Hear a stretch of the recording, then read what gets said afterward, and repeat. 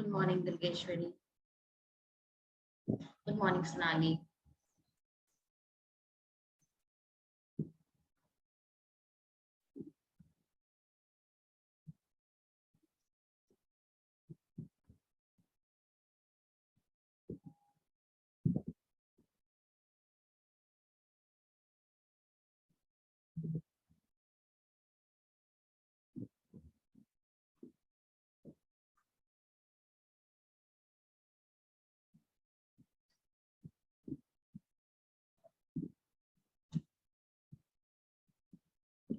Read कर लेते हैं 5 मिनट और लोग को जुड़ जाना है। ठीक है, आज हम लोग यूनिट 10C करेंगे।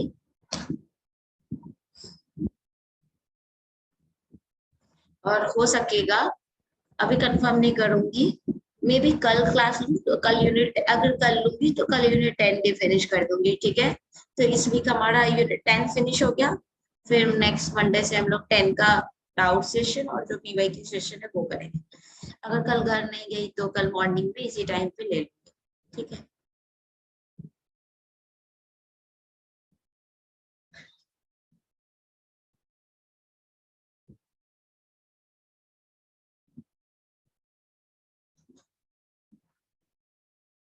व्हाट्सएप पे तो मैसेज डाला है ना मैंने आने के लिए।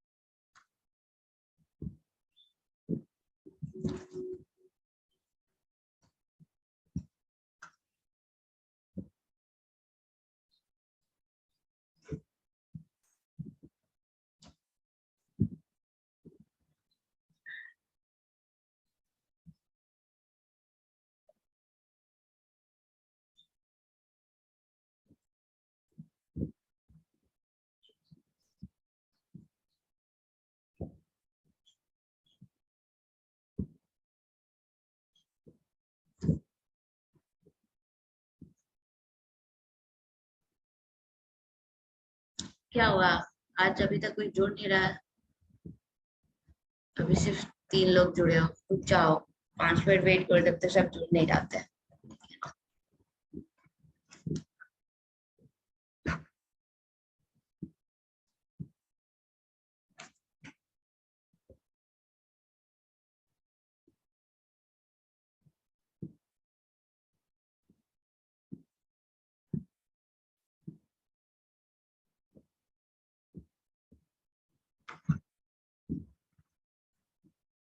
Good morning Deepali.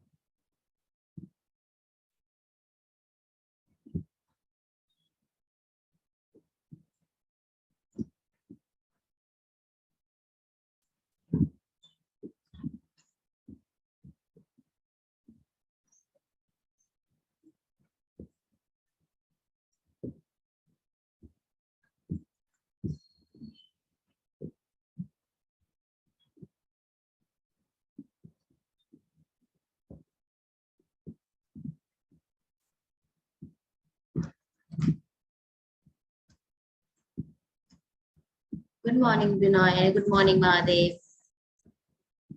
आज बहुत धीरे धीरे जुड़ रहे हो, क्या बात है भाई?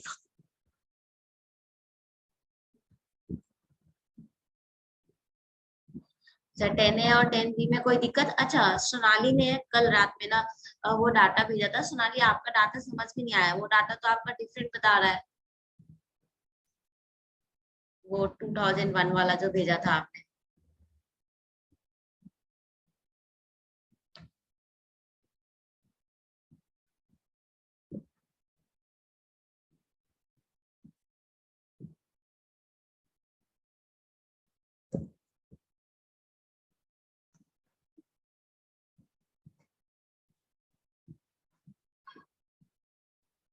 गुड मॉर्निंग, बताओ सोनाली।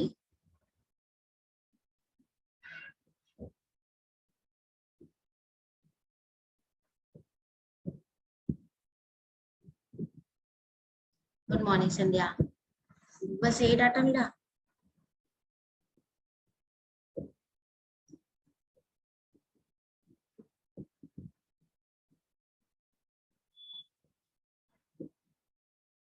एक मिनट रुक जाओ सब।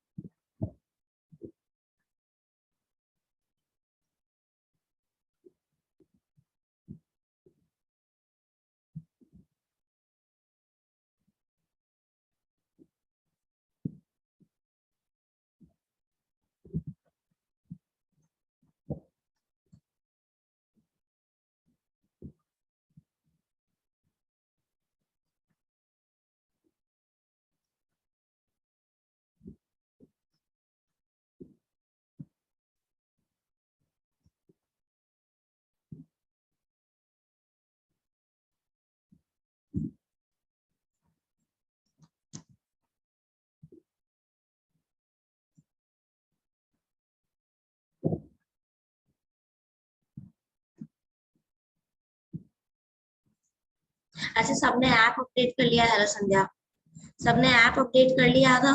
मैंने कल सबको बोला था ऐप अपडेट करने को।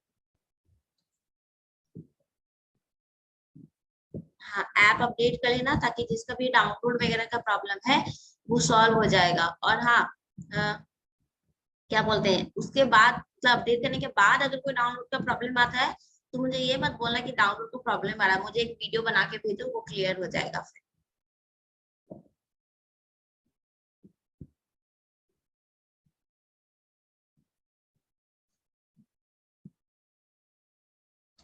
Good morning Pushpalata.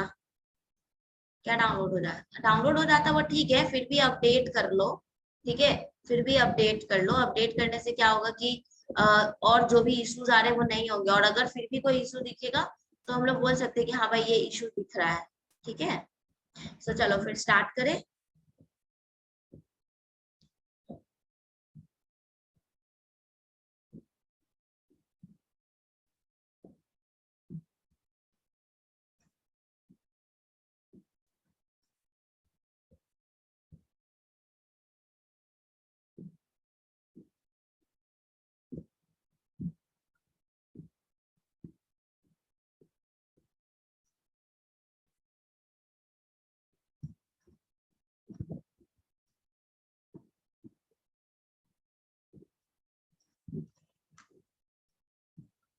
चलो ठीक है, ओके सविता, चलो फिर स्टार्ट करते हैं। ठीक है, एक मिनट।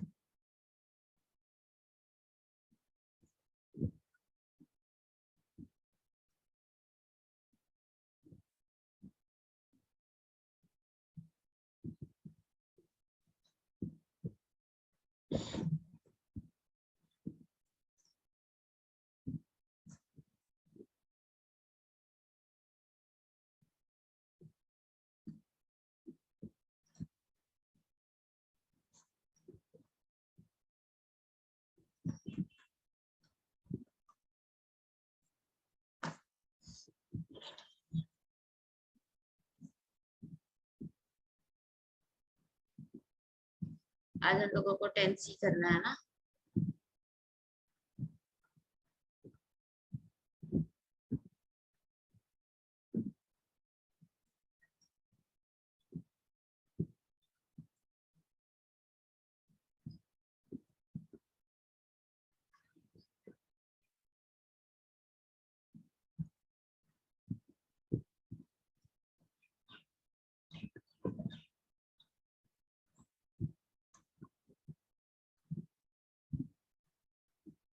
चलो, तो 10C में जो हमारा सिलेबस है बहुत इजी है। 10C कुछ नहीं है। 10C में पूछा है कि एक इंक्लूसिव क्लासरूम में हम कैसे प्लान करेंगे, कैसे मैनेज करेंगे, पहला टॉपिक। दूसरा, हम इंफ्रास्ट्रक्चर को कैसे करेंगे, ह्यूमन रिसोर्स कैसे उसको यूटिलाइज करेंगे। ठीक है, उसके बाद हम असिस्टिव एड्स क्या यूज करेंगे, कौन सी अप्लायंसेज होंगे, individual education plan, individualise education plan क्या और रिमाइंडर टीचिंग क्या है, ठीक है। ये चीज हम इसमें डिस्कस करेंगे और ये सब बहुत बहुत इजी कंसेप्ट है, बस हमें जानना है कि इसके अंदर क्या क्या करना है और कुछ नहीं। तो चलो स्टार्ट करते हैं, फिर रेडी हो सब, स्टार्ट करें। हाँ संध्या बोलो, कुछ पूछना चाहते हो, हैंड रेज कियो।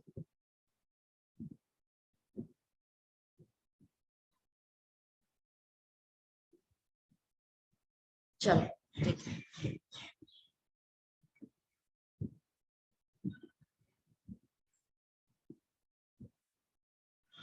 ठीक है, ओके ओके। चलो सबसे पहला हमारा planning and management of inclusive class, सबसे पहला हेडिंग। देखो इसमें अगर हम नॉर्मल बात करें, अगर हम इस कंटेंट को ना पढ़ें और नॉर्मल बात करें, तो इंक्लूसिव स्कूल के लिए हमको प्लान और मैनेजमेंट क्या करना है, क्या प्लान करना होगा। सबसे पहले तो मेरे लिए क्लासरूम की बात कर रहा है, तो क्लासरूम में जाने के लिए पहले मेरा स्कूल जो है सबसे इंपॉर्टेंट पार्ट प्ले करेगा बच्चों की लाइफ में। स्कूल का रोल इंपॉर्टेंट होगा, क्यों, क्योंकि उसकी रिस्पॉन्सिबिलिटी है कि वो बच्चों को कैसे वेलकम करे, एक सेफ और वेलकमिंग क्लासरूम दे अपने स्टूडेंट्स को, उनकी की रिस्पॉन्सिबिलिटी है। अब इस चीज के लिए यानी क्लासरूम कैसा होना चाहिए, ऐसा जगह होना चाहिए जहां उन्हें ये फील ना हो कि उनको क्या बोलते हैं, उनको एलिमिनेट किया जा रहा है या उनको हटाया जा रहा है। वो वहां ये फील करे कि वहां वो लर्न करने के लिए आए हैं, लड़ने के लिए नहीं, वहां वो लर्न करने के लिए आए हैं। उनका इम्पैक्ट जो आउटसाइड द क्लासरूम भी क्लियर होना चाहिए कि आगे चल के उनको एक्सेप्टेंस मिलेगा, उनको इंकरेजमेंट मिलेगा, उनको टॉलरेंट मिलेगा। हर तरीके की चीज से वो अवेयर होनी चाहिए, हर तरीके की चीज की फैसिलिटी उनको मिलनी चाहिए।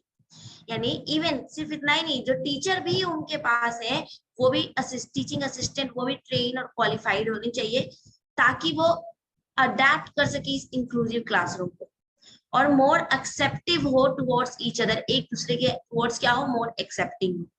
यानी एक इंक्लूसिव स्कूल जो होगा वो क्या होगा, अडॉप्ट करेगा चेंजेस इन ओवरऑल स्ट्रक्चर। ठीक है, ये जनरल एक इंट्रोडक्शन दे रहे हैं, अभी हम प्लानिंग की बात नहीं कर रहे हैं, आगे भी करेंगे। तो जनरल इंट्रोडक्शन है कि भाई प्लानिंग और मैनेजमेंट करने के पहले तो इंक्लूसिव का मतलब ही क्या है। इंक्लूसिव का मतलब ये है कि हमें, हाँ बिल्कुल, जहाँ पे they have positive attitude they should not be separated. Inclusive education का मतलब ही क्या है हमारा, वो ये कि हमें वेलकम करना है, हमें उनको क्या बोलते हैं, विदाउट एनी डिस्क्रिमिनेशन हमें उनको मोटिवेट करना है। इवन जो टीचर्स हैं उनको भी पार्टिसिपेट, उनको भी ट्रेन करना है। ये सब एक होगा तभी हम इंक्लूसिव क्लासरूम का रियल बेनिफिट उठा पाएंगे। यानी मेनली इंक्लूसिव स्कूल को जब प्लान और मैनेज करना होगा तो उनको अपनी ओवरऑल स्ट्रक्चर में चेंज करना होगा। ये भी हमको पढ़ना है आगे कि ओवरऑल स्ट्रक्चर में हमारा इंफ्रास्ट्रक्चर, सीटिंग अरेंजमेंट सब कुछ आएगा इस तरीके से कि ये पार्ट हो जाए स्कूल के कल्चर का। और ये चेंजेस हर तरीके पे होता है, इंफ्रास्ट्रक्चर, करिकुलम बेस्ड, ये भी पढ़ेंगे। जो अगर किसी को याद होगा तो 10B में हमने पढ़ा था 9 पार्ट, क्वालिटी, टाइम, ये सारा कुछ, उसको आज यहाँ डील करेंगे।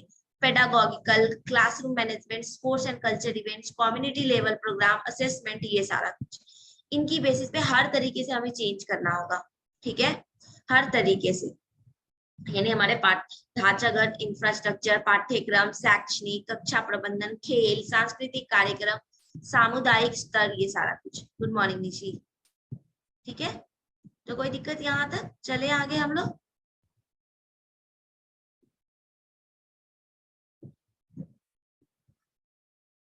चलो ओके, सुना लियो Durgesh.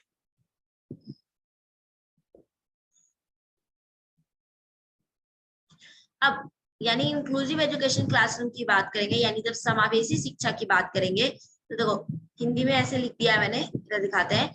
All students learn together, सब जब क्लासरूम की बात करेंगे, क्योंकि हम लोग पहले दिन में डिस्कस कर चुके हैं इंक्लूसिव क्लासरूम क्या होता है, लेकिन क्योंकि आज प्लानिंग की बात करना है तो इसलिए एक बार फिर से इसको रिकॉल करा रहे हैं। सभी स्टूडेंट को एक साथ पढ़ना है, टीचर को असिस्टेंस और सपोर्ट देना होगा। अगर हमको क्लासरूम इंक्लूसिव करना है तो टीचर को भी सपोर्ट देना होगा, ना ही सिर्फ स्टूडेंट्स को। उनकी एबिलिटीज पे फोकस करना होगा, उनकी डिसेबिलिटीज पे नहीं। जब हमने एनसीएफ 2005 पढ़ा था तो उस समय भी हम लोगों ने डिस्कस किया था कि एनसीएफ क्या बोलता है, ये जो डिसेबिलिटी है कौन बनाता है? सोसाइटी बनाता है। हम इसको हटाना है, इसको ब्रेक करना है। एनसीएफ ने क्या बोला था कि सेलिब्रेट करो डाइवर्सिटी को, उनको बर्डन मत बनाओ, है ना। उसी तरीके से यानी उनकी एबिलिटीज पे फोकस करना है, उनकी डिसेबिलिटीज पे नहीं। टीचर की लर्निंग को एक्सपैंड करना, उनके स्किल्स को एक्सपैंड करना है, कनेक्ट करना है हर एक इंडिविजुअल के लर्निंग स्टाइल्स को। और इसी की बेसिस पे जब हम लोग आईईपी पढ़ेंगे तो डिस्कस करेंगे, यानी हर एक इंडिविजुअल के लर्निंग स्टाइल्स को कनेक्ट करना है, ऑनर करना है उनकी नीड को, यानी हर एक की नीड को भी फुलफिल होनी चाहिए। सबकी नीड अलग होगी, किसी को ब्रेले का नीड होगा तो किसी को ऑडियो का नीड होगा, किसी को ऑडियो का नीड है तो किसी को माइंड मैप का नीड होगा, तो सबको अलग अलग नीड है, तो हमें उन सबकी नीड को इक्वली ऑनर करना है। सबके कल्चर पर्सपेक्टिव्स को भी वैल्यू देना है, डाइवर्सिटी और इंडिविजुअलिटी को सेलिब्रेट करना है, और नर्चर करना है रिस्पेक्ट एंड इम्पैथी। इम्पैथी का मतलब क्या? एक दूसरे को समझना है, उनकी बातों को समझना है, नर्चर करना है। ठीक है, कोई दिक्कत? बोलो यहां तक कोई दिक्कत?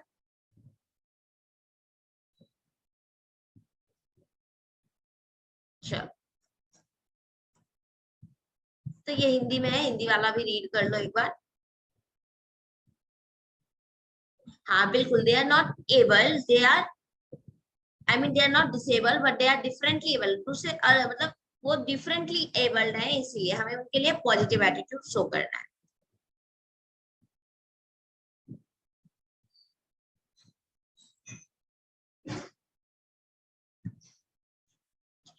नेक्स्ट है, अब हमारा नेक्स्ट हेडिंग की ओर चल रहे हैं।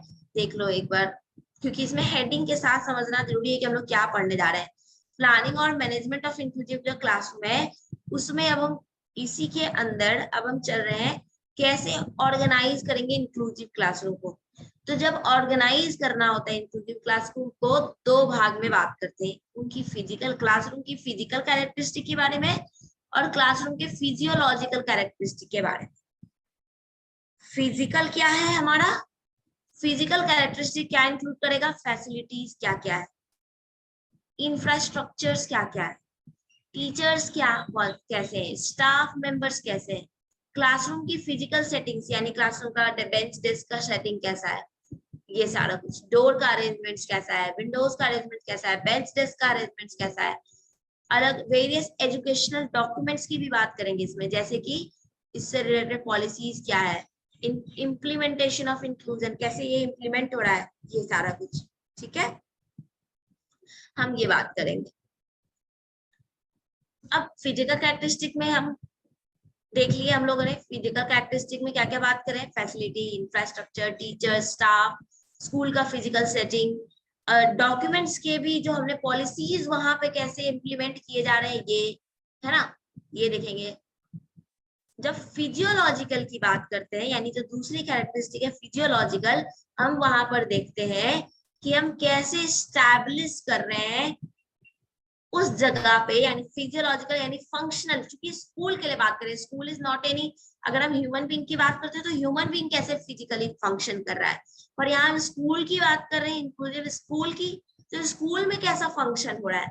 तो ऑफकोर्स हम स्कूल के एटमोसफेयर की बात करेंगे, क्या पॉजिटिव एटमोसफेयर है, क्या इमोशनल एटमोसफेयर है, क्या क्रिएट कर रहे हैं और मेंटेन कर रहे हैं पॉजिटिव इंटरेक्शन स्कूल और कम्युनिटी के बीच में, क्या टीचर और स्टाफ के बीच में पॉजिटिव एटीट्यूड है, क्या स्कूल पॉलिसी जो हम डेवलप कर रहे हैं वो पॉजिटिव बिहेवियर से डेवलप कर रहे हैं, पॉजिटिव बिहेवियर से रिलेटेड है कि नहीं है। यानी हम यहाँ क्या देख रहे हैं, मेरा फंक्शन यानी जो स्टैब्लिशमेंट है वहां के एटमोसफेयर का, हम यहाँ पे उसकी बात कर रहे हैं। ठीक है, हम यहाँ पे किसकी बात कर रहे हैं, जो मेरा फंक्शन है, स्टैब्लिशमेंट है एटमोसफेयर का, हम उसकी बात कर रहे हैं। ओके, तो क्लियर है। यानी हम फिजिकल कैरेक्टरिस्टिक में किसकी बात कर रहे हैं, कंपोनेंट जो कि फिजिकल कैरेक्टरिस्टिक को इंक्लूड करेगा। ठीक है, फिजियोलॉजिकल जो कि हमारे एटमोसफेयर्स को इंक्लूड करेगा। ठीक है, अब उसी फिजिकल कैरेक्टरिस्टिक में देखो हमने बात किया क्या, अब सबको नहीं पढ़ेंगे, जो इंपॉर्टेंट है इसमें से उनको देखेंगे। ये अलग अलग डायमेंशंस थे, अब इनमें से फैसिलिटीज और इंफ्रास्ट्रक्चर क्या हो सकता है। तो अगर हम ऐसे जनरल खुद से ही बात करें तो हमें पता है क्या क्या हो सकता है भाई। स्कूल में जो है सबसे पहले तो हर एक स्पेशल नीड स्टूडेंट्स की एक्सेसिबिलिटी होना चाहिए, उनके अनुसार जो इंफ्रास्ट्रक्चर में हर एक चीज अलाइन होना चाहिए। अगर डोर भी है ओपन वाला तो उसका भी एक अलग सिस्टम होता है। उनको हर तरफ से गाइडेंस मिलना चाहिए कि विजुअल इंपेयरमेंट के लिए ब्लॉक्स होना चाहिए, रूम्स इंडिकेटेड होना चाहिए साइंस के साथ, रैंप बना होना चाहिए। अगर हियरिंग इंपेयरमेंट वाले हैं तो उनके लिए विजुअल साइंस बना होना चाहिए, है ना। रैंप होना चाहिए, रूम स्पेसियस होना चाहिए। जो अगर हमने पढ़ा है, अच्छा जल्दी से बताओ, कल जो लोग क्लास में थे जल्दी बताओ, अटेंशन डेफिसिट ऑर्डर में हमने क्या क्या पढ़ा, जल्दी बोलो। कल हम लोग पढ़ रहे थे अटेंशन डेफिसिट ऑर्डर का, जल्दी बताओ इसका क्या कीवर्ड्स पढ़ा हमने।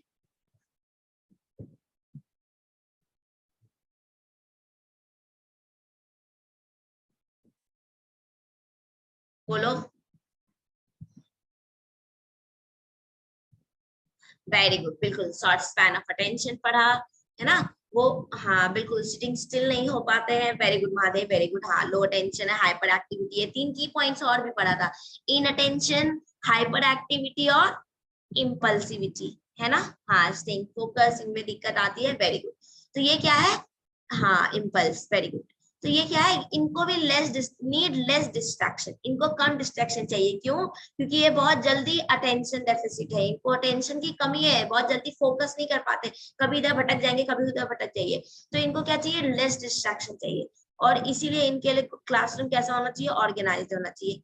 Even student with autism, autism भी हमने देखा। अच्छा चलो, कल मैंने ये भी याद कराया था, बताओ ये लर्निंग डिसेबिलिटी में आता है या उनसे रिलेटेड डिसऑर्डर है, जल्दी बताओ। ये लर्निंग डिसेबिलिटी में आता है या उनसे रिलेटेड डिसऑर्डर है। Very good anonymous. आप क्वेश्चन आंसर में नहीं भी लिखोगे तो भी चलेगा, आपको चार्ट का एक सेक्शन है वहां पर लिखो, वहां पे हो जाएगा। बिल्कुल रिलेटेड डिसऑर्डर है ना। Very good. चलो चलते आगे फिर, ठीक है। किसी को कोई दिक्कत तो नहीं हो रहा ना, चले ना। तो सुविधाएं और असंरचना,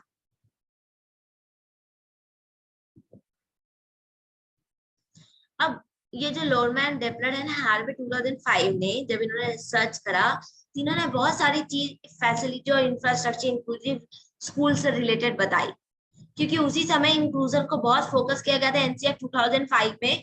तो उस समय इन लोगों ने बहुत सारी फैसिलिटी और इंफ्रास्ट्रक्चर के बारे में फोकस किया। वो क्या था, उन्होंने बोला अगर सीढ़ियां हैं तो रैंप्स होनी चाहिए, जो डोर्स हैं, डोरवेज हैं, उनकी विद, ओपनिंग और क्लोजिंग स्पीड को पोजीशन करना होगा। यानी अब मान लो कोई डिसेबल्ड है, लोकोमोटर डिसेबल्ड है, ऐसा गेट बना दिया कि भाई खुला और तुरंत बंद होने लगेगा, पुश एंड पुल वाला है, तो उसमें क्या होगा, वो तो गिर जाएगा, कि वो स्लोली इंटर करेगा। तो उसके बीच में उनकी स्पीड्स में भी पोजीशनिंग होनी चाहिए, प्रॉपर होनी चाहिए। फर्नीचर्स प्रॉपरली अरेंज होने चाहिए, ठीक है। फर्नीचर्स क्या होने चाहिए, प्रॉपरली अरेंज होने चाहिए।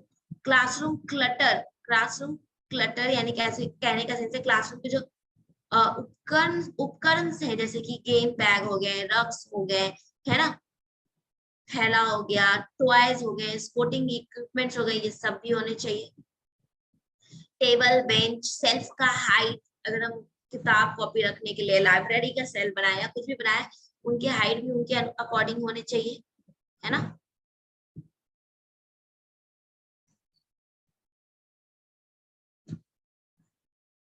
फिर लाइटिंग होनी चाहिए, अनऑब्स्क्योर्स लाइन ऑफ विजन होना चाहिए, ठीक है। ये सारा कुछ हमारा होना चाहिए। सिर्फ इतना ही नहीं, डिस्ट्रैक्शन से बचने के लिए हमें ध्यान रखना होगा उनके। एक्सेस टू सिंक्स, जो सिंक्स यानी जो हमारा बेसिन्स वगैरह, उनके लिए एक्सेस होना चाहिए। ड्रिंकिंग फाउंटेन्स, पानी पीने की जगह पे उनका प्रॉपर एक्सेस होना चाहिए। प्लेग्राउंड वगैरह में उनका प्रॉपर एक्सेस होना चाहिए। जो हजार से, यानी जो पता है कि ये सब खतरे हो सकता है, तो वो चीज होना चाहिए। बिल्कुल, यहाँ पे इक्विटी देन इक्वालिटी होना चाहिए, ठीक है, ये होना चाहिए, ठीक है। चलो, अब क्लासरूम की फिजिकल सेटिंग में, अब ये इंपॉर्टेंट है, ये सिर्फ हम लोग नाम जानेंगे और समझने की कोशिश करेंगे, मैं डायग्राम से बताऊंगी पर जानेंगे। फिर मिलर ने भी 2002 में बोला सिटिंग अरेंजमेंट्स को भी कैसे ध्यान में रखना है। तो ट्रेडिशनल सिटिंग, ठीक है, ये स्पेलिंग गलत गया है। ट्रेडिशनल सिटिंग क्या है, ट्रेडिशनल सिटिंग क्या होगा, जैसे हम लोग जनरली क्लासरूम में करते हैं, गर्ल्स इधर बैठेंगे, बॉयज इधर बैठेंगे, जो पहले आएगा या फिर जो बाद में आएगा, ऐसे सीक्वेंस में बैठ जाएंगे, कोई अरेंजमेंट्स नहीं है कि जिसको नहीं दिख रहा उसको आगे बैठाना है, जिसको सुनाई नहीं देता उसको आगे बैठाना है, या कुछ भी नहीं, ट्रेडिशनल है जैसे हम लोग बैठा करते हैं, ठीक है। दूसरा उन्होंने बोला होमोजीनियस क्लस्टर। होमोजीनियस उन्होंने बोला मान लो हम विजुअली इम्पेयर्ड को एक जगह बैठा रहे हैं, हियरिंग इम्पेयर्ड को एक जगह बैठा रहे हैं, अगर किसी को स्पीच इम्पेयरमेंट है तो एक जगह बता रहे हैं। हमने कई तरह के 7 के साथ जो 21 डिसेबिलिटी आरपीडब्ल्यूडी में था उसका भी डिटेल्स पढ़ा है, तो वो है, यानी इन सबका हम ग्रुप बना के होमोजीनियसली बता रहे हैं। मे बी हम ये बना सकते हैं क्लस्टर। हो सकता है हेट्रोजीनियस क्लस्टर बना दे, यानी हम एक ही जगह पे विजुअली हियरिंग सबको इंक्लूड कर दे, दूसरी जगह पे भी हम उनको इंक्लूड कर दे, ऐसे छोटे छोटे ग्रुप बना दे।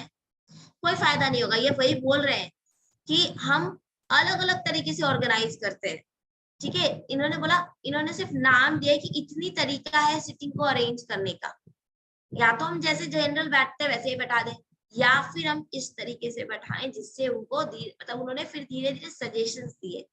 सर्कुलर बताएं, सर्कुलर डिफिकल्ट नहीं, डिफिकल्ट एम्प्टी होंगे, मतलब हेट्रोजीनियस नहीं नहीं, ये हेट्रोजीनियस क्लस्टर इसलिए बनाना है जुनैद, सब जब एक साथ, अभी हम लोग आगे भी देखेंगे कि क्या नीड है पीयर्स का, रोल क्या है पीयर्स का, तो जब हम हेट्रोजीनियस साथ में बनाएंगे, ग्रुप्स छोटी छोटी ग्रुप्स बनाएंगे, तो यहाँ पे हमें पीयर के साथ सोशली एडजस्ट करने में, पीयर ट्यूटरिंग का फायदा ले सकते हैं हम बहुत तरीके से। ये ऐसा थोड़ी है कि इनको अकेले छोड़ देना है ग्रुप बना करके, नहीं। ऑफ कोर्स यहाँ पे जब हम हेट्रोजिनिटी कर रहे हैं तो मेरे साथ टीचर और जो भी असिस्टेंट देने के लिए होंगे वो होंगे ही होंगे, है ना, वो होंगे ना, तो इस वजह से, ठीक है। सर्कुलर बनाएंगे, सर्कुलर में यानी सभी का एक पूरा सर्किल ग्रुप में और बीच में टीचर होगा। सेमी सर्कल बना सकते हैं, सिर्फ इस तरीके से सेमी सर्कल बना सकते हैं। स्प्लिट हाफ कर सकते हैं, स्प्लिट हाफ करने का सेंस है कि हम क्लास को ही दो भाग में बांट दिए, अलग अलग हाफ भाग में बांट दिए। अब इस भाग में जरूरी नहीं है, अब इस हेट्रोजीनियस ग्रुप में ये जरूरी नहीं है कि सारे इम्पेयर्ड वाले अलग अलग इम्पेयर्ड वाले को घुसा दिए, नहीं। हेट्रोजीनियस में ये भी हो सकता है कि मैं एक ऐसा इंक्लूड करूं जिनको सब कुछ आता है, एक ऐसा इंक्लूड करो जिनको कुछ नहीं आता, एक ऐसा इंक्लूड करो जिनको मॉडरेट आता है, एक ऐसा इंक्लूड करो जिनको थोड़ा सा आता है, माइल्ड आता है, मतलब माइल्ड लर्निंग है या कुछ भी थोड़ी सी नॉलेज है, तो हम यहाँ पे पीयर ट्यूटरिंग भी करा सकते हैं। इसको बोलेंगे कि ये सबको पढ़ा दे एक छोटे ग्रुप में हेट्रोजिनिटी में, और टीचर यहाँ असिस्ट करने के लिए होगी अगर इनको कोई जो स्पेशल नीड वाले हैं इनको कोई नीड पड़ा तो, ठीक है।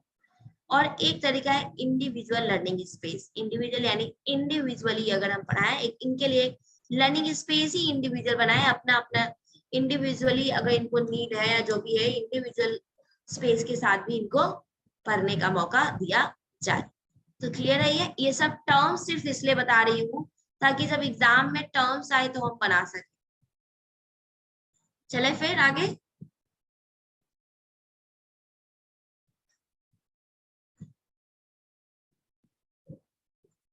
बोलते चलो यस नो, चलो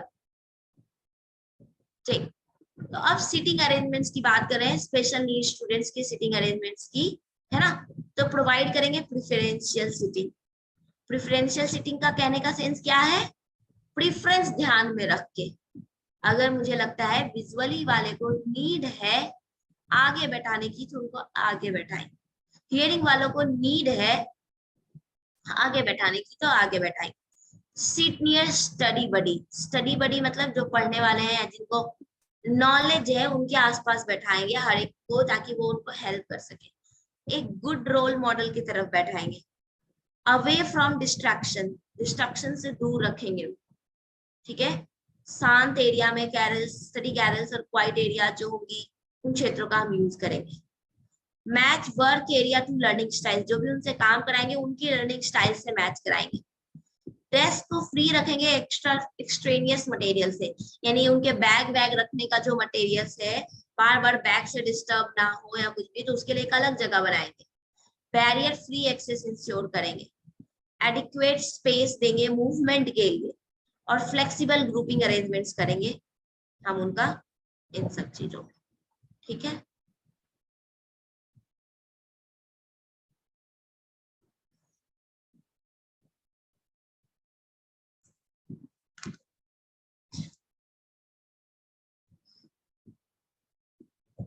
अब हम लोग, ये तो हमने पीछे प्लानिंग की बात की, अब हम लोग बात करेंगे मैनेजमेंट की। मैनेजमेंट क्या है हमारा? हेल्प करता है coordinating efforts activities of people meet the objectives of an institution. यानी मैनेजमेंट, हम लोग अगर यूनिट 9 की बात करें तो मैनेजमेंट क्या है? मैनेजमेंट किसमें हेल्प करेगा?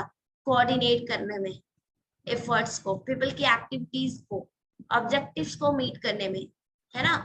जो भी हमारी ऑब्जेक्टिव्स है उनको कैसे मैनेज करें कि वो फुलफिल हो सके। असिस्ट करेगा डिसीजन मेकिंग में, नॉलेज को शेयर करने में, ठीक है। म्यूचुअल रिस्पेक्ट शेयर करेगा, बिल्ड करेगा म्यूचुअल रिस्पेक्ट। किसके बीच में? सिर्फ ये नहीं कि टीचर और एडमिनिस्ट्रेशन के बीच में, teacher teacher teacher, parent parent parent parent, professionals, सबके बीच में शेयर्ड फीलिंग्स, इन सबको बिल्डअप करेगा। सॉल्यूशंस देखेगा कि कैसे हम सॉल्यूशंस ला सके जो बैरियर्स या प्रॉब्लम्स है उनको, ठीक है। हाँ बिल्कुल, कोऑर्डिनेट करेगा, मॉनिटर करेगा, प्लान करेगा। मैनेजमेंट रिक्वायर करेगा planning of activities, organisations, initiative actions, team work, coordination, monitoring, इन सभी को क्या करेगा? वो एक्सेस लेगा, मैनेजमेंट करेगा, ठीक है। कोई दिक्कत यहाँ तक? ये जनरल है, इसमें कुछ नहीं, बस हम लोग समझेंगे नॉर्मल मैनेजमेंट की क्या काम है भाई। तो ये वही काम करेगा, प्लान करेगा, एक्सेस करेगा, कंट्रोल करेगा, जो बैरियर है उनको हटाने की कोशिश करेगा, टीचर्स के बीच में एक रिस्पेक्ट क्रिएट करेगा। मैनेजमेंट का काम है, अगर लीडरशिप कराना है, लीडरशिप कर रहे हैं, तो सामने वाला जो भी मेरे फॉलोअर्स यानी जो भी मेरे अंडर वर्क करेंगे उनको मोटिवेट करते रहना होगा, है ना। हम यहाँ पे फिट करेंगे कि कैसे हम ऑर्गेनाइज करें, मैनेज करें, मॉनिटर करें और सारी एक्टिविटीज को एक्सेस करा सके सभी को। मैंने पहले भी बोला, सबका इन्वॉल्वमेंट कराने का पे वो फोकस करेगा, चाहे वो चिल्ड्रन हो, पेरेंट्स हो, टीचर हो, एडमिनिस्ट्रेटर या और भी कोई भी मेंबर हो कम्युनिटी के। इनको कम्युनिटी से सपोर्ट भी चाहिए, ठीक है। तो हम ये सारा कुछ यहाँ पे मैनेजमेंट में बात करते हैं। अब दूसरा हेडिंग है हमारे ह्यूमन रिसोर्सेज का रोल क्या होगा यहाँ। तो जब हम लोग ह्यूमन रिसोर्सेज की रोल की बात करेंगे तो सबसे पहला adopting a zero refusal policy. Zero refusal policy adopt करेंगे। जीरो रिफ्यूजल पॉलिसी क्या है हमारा? जीरो रिफ्यूजल पॉलिसी की बात करेंगे, कोई भी रिफ्यूज नहीं होना चाहिए। चिल्ड्रन, हर एक चिल्ड्रन इक्वली वेलकम्ड होना चाहिए, रिस्पेक्टेड होना चाहिए, वैल्यूड होना चाहिए, each and every children. Continuous organise करेंगे orientation, sensitisation programme. Orientation session किस लिए? ताकि हम उस इंक्लूसिव, हाँ कोई डिस्क्रिमिनेशन नहीं, ताकि हम उस इंक्लूसिव प्रोग्राम में क्या क्या इंक्लूड करना है, क्या क्या चीजें हम प्रैक्टिस में ला रहे हैं, क्या मेरे स्टेक होल्डर्स का पार्टिसिपेशन है, हम इन सब चीज को क्या करें? ओरिएंट कर सके, ठीक है। यानी सही सभी अधिहितधारकों को प्रथाओं पर निरंतर अभिविन्यास या संवेदीकरण यानी सेंसिटाइज करना कि ये इंक्लूजन कितना इंपॉर्टेंट है। हाँ बिल्कुल, कल्चर डेवलप कर सके, किस लिए? कल्चर किस चीज का डेवलप करना है? क्योंकि अब हम इंक्लूड कर रहे हैं तो हमको करिकुलम में कुछ ना कुछ तो चेंज लाना होगा, पेडागॉजी को करिकुलर एक्टिविटीज में चेंज लाना होगा, ताकि यह हक है सभी बच्चों का इंक्लूड होना। तो हम सबको इंक्लूड तभी कर सकते हैं जब हम इन चीजों में अडॉप्ट करेंगे चेंजेस, तभी कर सकते हैं। यानी well defined age appropriate, child centre differentiated curriculum, primary level पे डिफरेंटली एबल लर्नर्स को बहुत तरीके की सेल्फ हेल्प स्किल्स चाहिए, ये सारा कुछ। हाँ हर कुछ चेंज होगा, each and everything things change होगा। अगर हम पहले लेक्चर मेथड पढ़ाते थे, तो अगर हम इंक्लूसिव बच्चे हैं उनको लेक्चर पढ़ाएंगे तो कभी उनको पार्टिसिपेट नहीं होगा। अगर हम उनकी नीड को फुलफिल करते हुए एक जॉयफुल लर्निंग की तरह इंजॉय कराते हुए पढ़ाएंगे तो उनके लिए वो लर्निंग वैलिड भी होगी। तो रोल ऑफ ह्यूमन रिसोर्सेज में हमारा ये आएगा, यानी हम वेल स्किल डेवलपमेंट प्रोग्राम को वेलनेस स्किल डेवलपमेंट प्रोग्राम को डेवलप करेंगे। सेल्फ हेल्प स्किल्स, इंडिपेंडेंस के साथ साथ सेल्फ हेल्प स्किल्स भी उनको सिखाएंगे, खुद से कैसे वो अपने लिए हेल्प कर सकते हैं। लिस्ट रिस्ट्रिक्टिव इन्वायरमेंट मेंटेन करना है। उनका गोल होगा कि एकेडमिक गोल क्या होना चाहिए कि कैसे हाउ बेनिफिशियल ये उनके लिए फ्यूचर लाइफ में होगा, ठीक है। उनकी प्रायोरिटी, उनकी स्ट्रेंथ, उनकी कॉम्पिटेंसी, इन सबको डिटरमाइन करेंगे। उनके सक्सेस फेलियर को ध्यान में रखेंगे,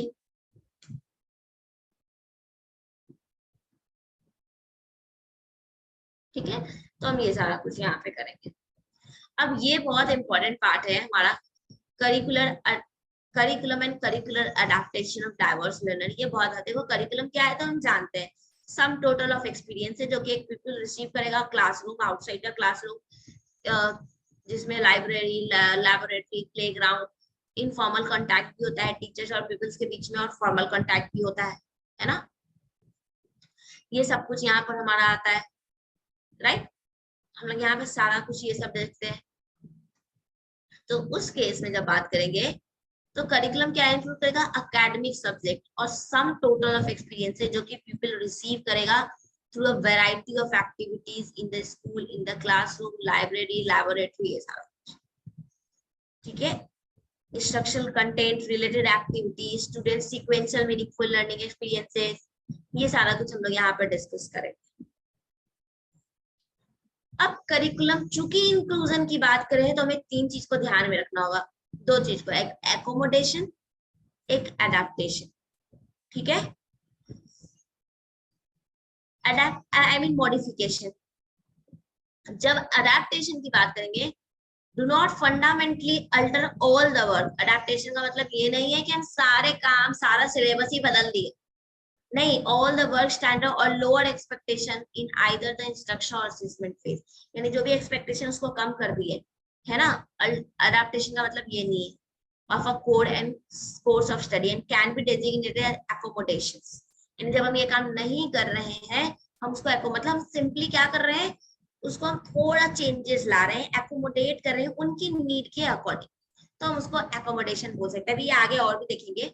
मॉडिफिकेशन में क्या है, ऐसी अडेप्टेशन जो अल्टर करेगा लोअर स्टैंडर्ड और लोअर एक्सपेक्टेशंस को, अल्टर कर रहे हैं, यहाँ चेंज कर रहे हैं, यहाँ हम अल्टर नहीं कर रहे हैं अपने कोर्स ऑफ फील्ड स्टडीज को, हम सिर्फ उसमें एकोमोडेट कर रहे हैं। और मॉडिफिकेशन में क्या कर रहे हैं, हम कुछ ना कुछ अल्टर कर रहे हैं, कुछ ना कुछ चेंजेस कर रहे हैं, एक्सेस प्रोवाइड कर रहे हैं उस मॉडिफिकेशन से, केयरफुल सिलेक्शन कर रहे हैं। हाँ करूंगी अभी दीक्षा आगे।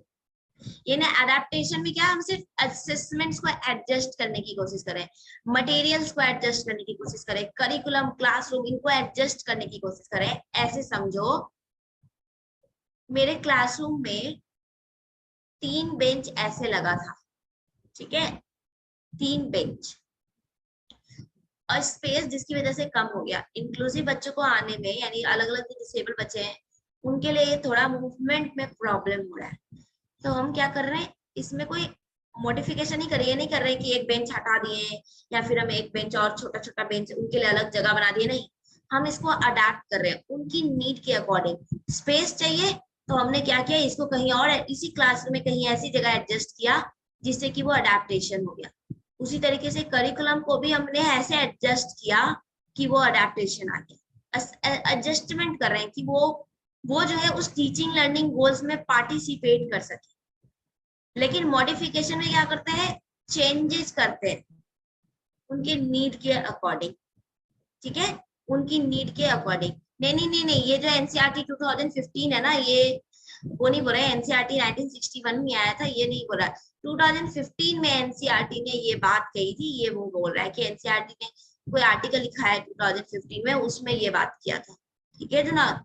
ये 1960, ये नहीं बोल रहा है कि एनसीईआरटी जो 1961 में आई थी उसकी बात नहीं कही, ठीक है।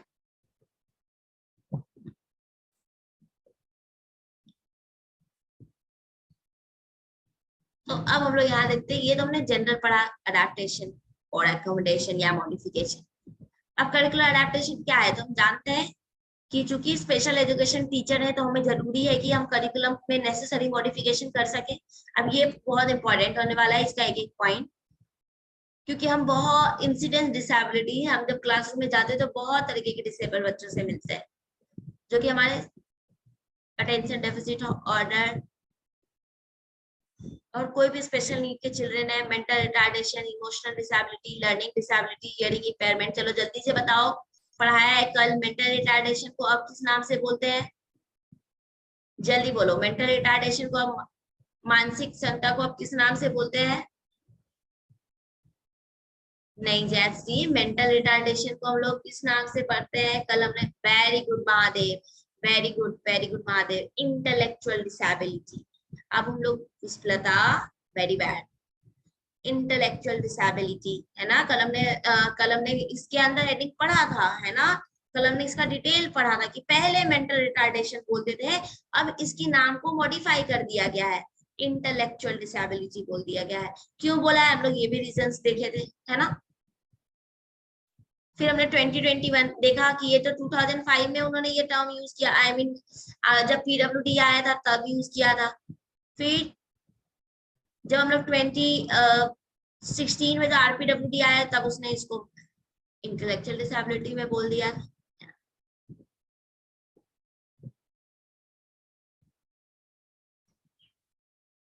करिकुलम अडेप्टेशन क्या है, अब ये समझते हैं करिकुलम अडेप्टेशन है क्या। तो ये एक ऑनगोइंग प्रोसेस है जो कि चेंज करते रहेगा रेगुलर प्रिस्क्राइब करिकुलम, कैसे मॉडिफाई करते हुए या अडेप्ट करते हुए इन टर्म्स ऑफ कंटेंट और डिलीवरी या इंस्ट्रक्शन, ताकि हम लर्निंग रिक्वायरमेंट को मीट कर सके स्टूडेंट्स के, उनकी लर्निंग डिफिकल्टीज, उनके जो चिल्ड्रन विद डिसेबिलिटीज है उन सबकी लर्निंग रिक्वायरमेंट जो है उनको मीट कर सके। ये होता है curriculum adaptation.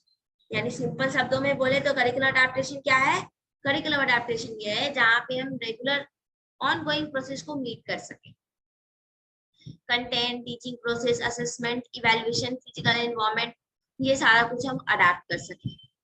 Teachers out to adapt the curriculum to provide equity and meet the needs of diverse learners. Teacher को नीड होना, जरूरत होना चाहिए कि वो डाइवर्स लर्नर्स के नीड को फुलफिल कर सके।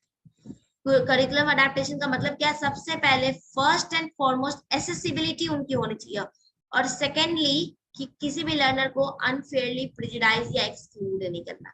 पहला उनका करिकुलम अडेप्टेशन में क्या फंक्शन होना चाहिए, एसेसिबिलिटी होना चाहिए, और दूसरा कोई अनफेयरनेस या कोई एक्सक्लूजन नहीं होना चाहिए, ठीक है। फिर उन्होंने ये भी एक बात बोली, इसमें करिकुलम अडेप्ट करना इसका मतलब ये नहीं है कि इसका स्टैंडर्ड घटा देना है, नहीं। करिकुलम अडेप्ट मतलब हर एक की नीड को फुलफिल करना है, ठीक है।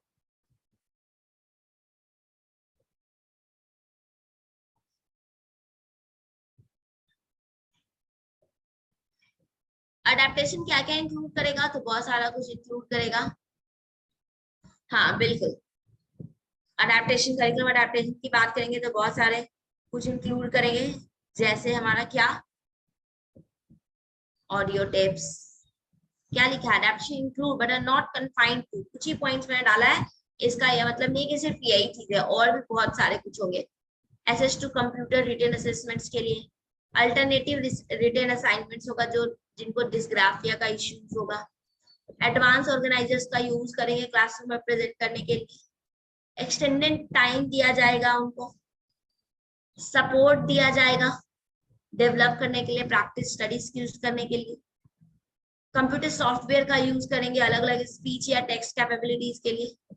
मल्टीपल एक्सपोजर्स होंगे मटेरियल्स के लिए। ग्रेड लेवल्स के लिए वर्क प्रोवेंसिंग लर्निंग आउटकम्स होंगे, है ना। तो ये सारा कुछ हमारा होगा, तो इसमें कोई दिक्कत तो नहीं है। ये बहुत इजी सा है कि अडेप्टेशन भाई किसके लिए करेंगे, अब जाहिर सी बात है हर एक नीड को फुलफिल करेंगे, सबके नीड को। अभी एडवांस ऑर्गेनाइजर हम लोग कब यूज करेंगे, जो लर्निंग डिसेबल्ड वाले होंगे या जो इंटेलेक्चुअल डिसेबिलिटी वाले होंगे।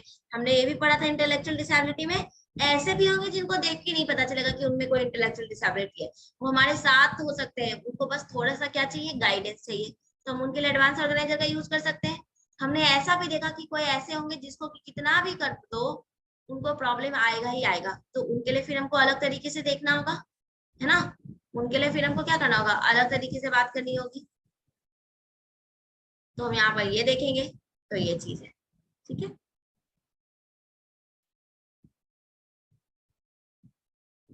हाँ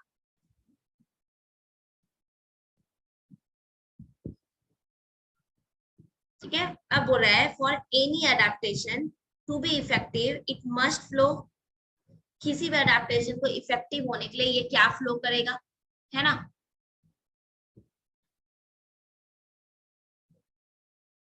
तो सबसे पहला अब ये देखो, ये प्लानिंग पिरामिड बना है।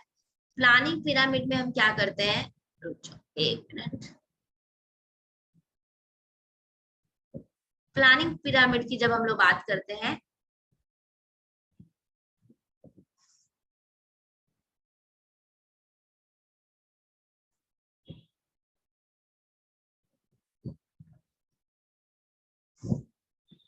इसमें हम ध्यान रखते हैं सेटिंग की, सारे स्टूडेंट क्या लर्न कर पाएंगे।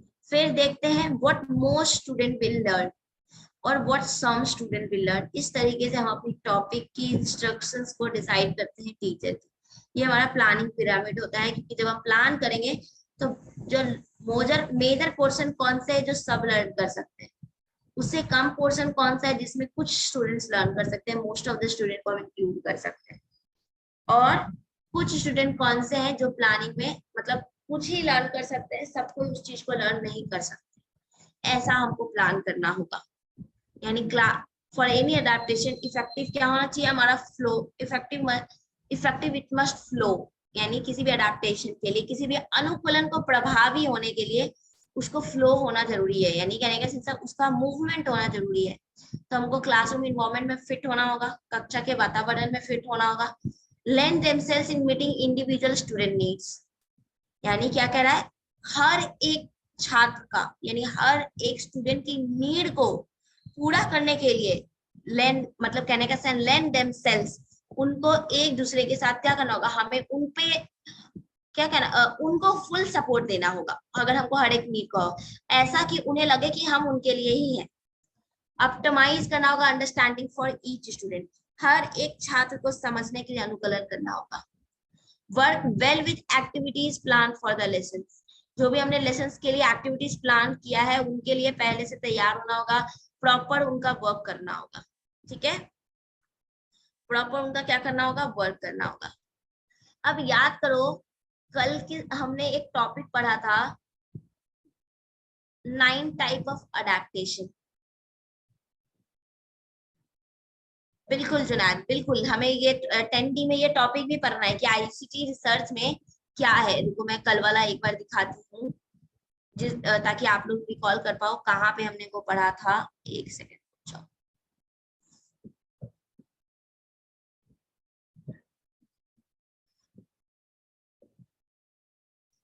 ये था क्या, नहीं ये नहीं था, ताकि वहां फिर से आप अपनी जब नोट्स बना रहे होगे। हाँ, यहाँ पर जब हमने बात की थी सीसीई की इवैल्यूएशन की बात की थी, हाँ very thank you Mahadev, CCE की बात की थी तो हमने ये 9 लेवल बात की थी कि जब सीसीई को ध्यान में रखना होगा यानी स्टूडेंट की स्पेशल नीड्स की एबिलिटी को ध्यान में रखना होगा तो हमें किन किन चीजों को इंक्लूड करना होगा, है ना। तो अब उन्हीं को वो किस लिए हम इंक्लूड कर रहे थे, क्योंकि कॉम्प्रिहेंसिव कंटिन्यूअस इवैल्यूएशन कर रहे थे करिकुलम के लिए। तो अब उन्हीं 9 अडेप्टेशंस को हम लोग करिकुलम में क्यों अडेप्ट करें हम ये देखेंगे। तो सबसे पहला हमारा है इनपुट। इनपुट में क्या करना, adapt the way instruction is delivered to the learner, यानी इस तरीके से अडेप्ट करें जो भी शिक्षार्थी को निर्देश दिया जाए। जैसे यहाँ देखो for example use different visual aids, plan more concrete examples, hand on activities करो, स्टूडेंट्स को कोऑपरेटिव ग्रुप में प्लेस करो। क्या करा है इनपुट, इनपुट में हम इंस्ट्रक्शन देंगे तो ये इंस्ट्रक्शन का वे हमको अडेप्ट करना है लर्नर को, हर एक लर्नर को फुलफिल करने के लिए। आउटपुट में क्या देखना है, जब हम कुछ देंगे यानी इंस्ट्रक्शन में गिव एंड टेक कर रहे हैं तो गिव कर रहे हैं तो टेक भी ले रहे होंगे, बच्चे गिव एंड टेक तो कर रहे हैं और साथ ही साथ हम भी रिस्पॉन्स उनसे लेंगे। तो अडेप्ट करना होगा कैसे लर्नर इंस्ट्रक्शन को रिस्पॉन्ड कर रहे हैं। हम वर्बल तरीके से रिस्पॉन्स ले रहे हैं, उनसे रिटर्न ले रहे हैं, या कम्युनिकेशन का यूज कर रहे हैं, कोई बुक का यूज कर रहे हैं, स्टूडेंट को नॉलेज दिखाने के लिए हैंड और मटेरियल का यूज करवा रहे हैं, क्या कर रहे हैं। फिर टाइम, टाइम क्या बोल रहा है, adapt time allotted and allowed for learning, time को अडेप्ट करो, टाइम क्या अलॉट हो रहा है लर्निंग के लिए क्या है, आज कंप्लीशन और टेस्टिंग, उनको टाइम दो, इंडिविजुअलाइज करो सबके लिए टाइम लाइन, उनकी पेस के अकॉर्डिंग, उनकी लर्निंग डिफरेंटली होती है इसलिए उनकी पेस के अकॉर्डिंग, अगर कोई बहुत एक्सपर्ट है तो उनकी इंक्रीज करो, कोई नहीं है तो उनकी डिक्रीज करो, अलग अलग लर्नर्स के लिए। तो हमारा पहला 3 अडॉप्टेशन इनपुट, आउटपुट और टाइम। डिफिकल्टी, अब स्किल लेवल को अडेप्ट करने के लिए हमें ये भी देखना होगा उनको कहाँ डिफिकल्टी आती है, उनकी लर्निंग में क्या दिखा, अगर मैथ में डिफिकल्टी है तो कैलकुलेटर अलाउ करो, टास्क को सिंप्लीफाई कर दो, डायरेक्शंस को सिंप्लीफाई कर दो, रूल्स चेंज कर दो लर्नर की नीड्स को एकोमोडेट करने के लिए। ठीक है, जब हमने पढ़ा था इंटीग्रेशन, मेन स्ट्रीमिंग और जो हमने डायग्राम पढ़ा था एक्सक्लूजन सेग्रीगेशन वाला, जिसका सब सुंदर सुंदर डायग्राम बना बना के मुझे व्हाट्सएप करे हो, तो उसमें हमने देखा था ना कि वो लोग क्या बोलते थे, बच्चे अडॉप्ट होंगे, लेकिन इंक्लूजन क्या बोलता है, स्कूल अडॉप्ट होगा। इसलिए उन्होंने रूल्स को चेंज करेंगे अगर लर्नर की नीड को अकोमोडेट करना है तो। लेवल ऑफ सपोर्ट की बात करेंगे यहाँ पे, किस बेसिस पे सपोर्ट हो रहा है ना, यानी कि हम समर्थन का स्तर क्या है, पीयर बडीज का समर्थन ले रहे हैं, टीचर असिस्टेंट एक दूसरे को पीयर करे, पीयर ट्यूटरिंग है, क्रॉस पीयर ट्यूटर है, ये हम लोग पढ़ेंगे जब रोल ऑफ पीयर्स पढ़ेंगे ना, तो ये दोनों टर्म्स क्या है पढ़ेंगे वहां। ठीक है, साइज की बात करेंगे तो नंबर ऑफ आइटम्स को हमको बढ़ाना है घटाना है, सोशल स्टडीज में कितने एक बार में कितना आइटम उनको देना है, इन पे भी ध्यान रखेंगे। पहला यानी अभी तक के 6 में हमने क्या क्या पढ़ा, जल्दी जल्दी बताओ, एक बार देखो जरा, जल्दी जल्दी बताओ, अभी तक की 6 में हमने क्या क्या पढ़ा, इनपुट, आउटपुट, टाइम, है ना, IoT, और इनपुट आउटपुट टाइम IoT, और बिल्कुल डिफिकल्टी लेवल, पार्टिसिपेशन, और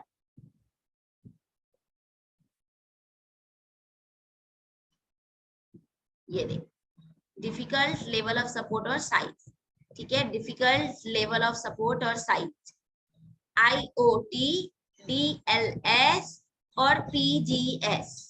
ठीक है, पी से पार्टिसिपेशन, कितना पार्टिसिपेट कर रहे हैं, एक्टिवली हम कितना पार्टिसिपेट कर रहे हैं। अल्टरनेट गोल्स, अल्टरनेट गोल का मतलब क्या है, सो गोल्स को अल्टरनेट करो। अगर किसी को, हमने पढ़ा था एक, जब हम लोग लर्निंग डिसेबिलिटी में विजुअलिटी, याद करो हमने 6-7 पढ़े थे, dysgraphia, dyslexia, dyspraxia, dysphagia, auditory disorder, learning disorder, visual disorder, फिर उसमें भी हमने विजुअल क्लोजर और क्या क्या पढ़ा था, है ना, ऑडिटरी में भी फिगर ग्राउंड और क्या क्या पढ़ा था। तो जब हम ये सारा पढ़े थे तो उस समय हमने याद किया था social studies except one student to be able to locate, अगर किसी एक को मैप में दिक्कत हो रही है तो हम मैप लोकेट करने में, तो हम गोल को अल्टरनेट कर सकते हैं, उसके लिए सिर्फ एक स्टेट को लोकेट करना बताओ, और जिनको दिक्कत नहीं हो रही है उनके लिए उस स्टेट के साथ कैपिटल भी लोकेट करना बताओ। तो हम इस तरीके से गोल को अल्टरनेट कर सकते हैं। और नेक्स्ट है हमारा करिकुलम को सब्स्टिट्यूट करना। करिकुलम को सब्स्टिट्यूट करना मतलब टाइमलाइन को इंडिविजुअलाइज करना, for completing a task, pace learning differently, है ना, ये चीज है। यानी इंस्ट्रक्शंस को, मटेरियल्स को ऐसे प्रोवाइड करेंगे जिसमें गोल्स को फुलफिल कर लेंगे। यहाँ तो यहाँ और अच्छे से लिखा है, सब्स्टिट्यूट करिकुलम का मतलब क्या है, वन में ऑल्सो कंसिडर प्रिपेयरिंग एक फंक्शनल करिकुलम बनाए उन स्टूडेंट्स के लिए जो स्पेशल नीड वाले हैं, जहां हम डिफरेंट तरीके से उनको इंस्ट्रक्शन देंगे ताकि उनकी लर्निंग गोल्स को मीट कर सके, यानी करिकुलम को सब्स्टिट्यूट करेंगे। जैसे replacing a subject with training on a use of communication device। ठीक है, किसी सब्जेक्ट को उनकी नीड के अकॉर्डिंग हम ट्रेनिंग से रिप्लेस कर देंगे। परमिट करेंगे कम्युनिटी बेस्ड इंस्ट्रक्शन या इवैल्यूएशन के लिए, उनके हो सकता है हम उनको उनकी कोर करिकुलम में और भी चीज इंक्लूड कर दें। हमारे कोर करिकुलम की बात करेंगे तो सबसे पहले क्या था, हमारा मैथ साइंस बेसिक करिकुलम यही सब था, पर हम इनको और एक्सटेंड करेंगे करिकुलम में, और कोर करिकुलम एक्सटेंड करेंगे, assistive technology, living skills, recreation leisure skills, functional academic, orientation mobility, career education, हम ये सब तरीके का चीजों को क्या करेंगे, इंक्लूड कर सकते हैं। ठीक है, कोई दिक्कत यहाँ तक, जल्दी बोलो, किसी को कोई दिक्कत?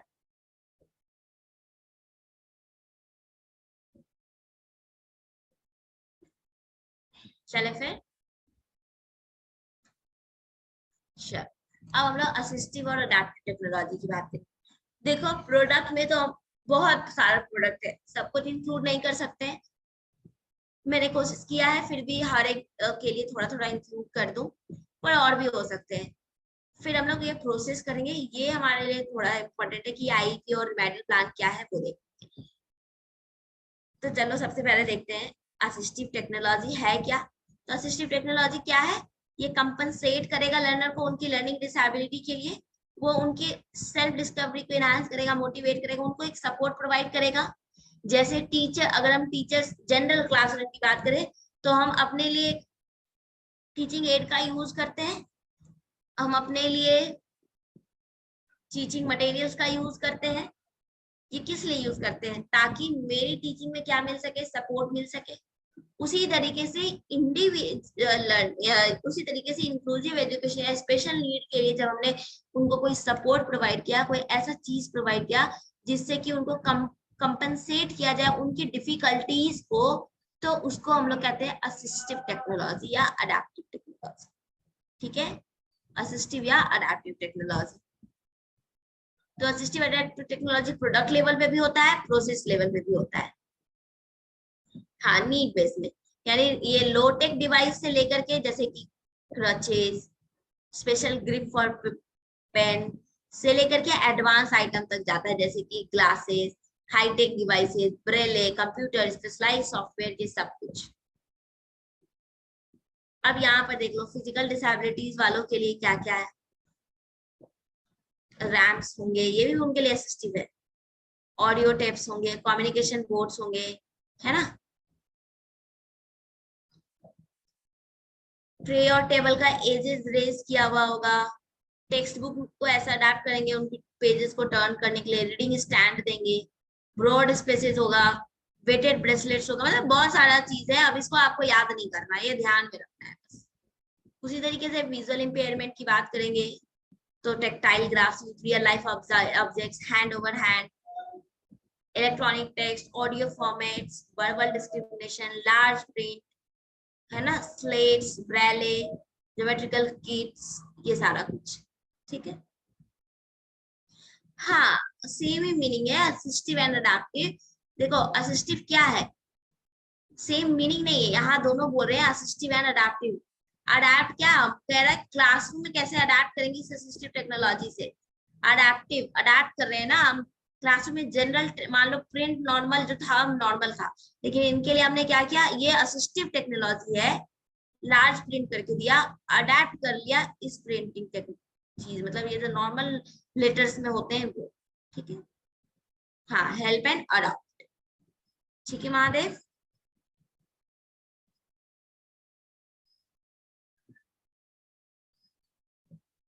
टेलर फ्रेम कहाँ लिखा है?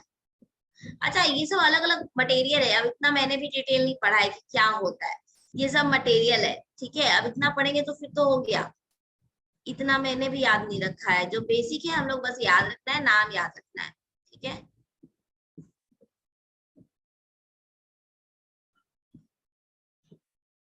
ये कितनी का फ्रेम दिया हुआ है, तो मैंने पूरा पढ़ा नहीं इतना डिटेल।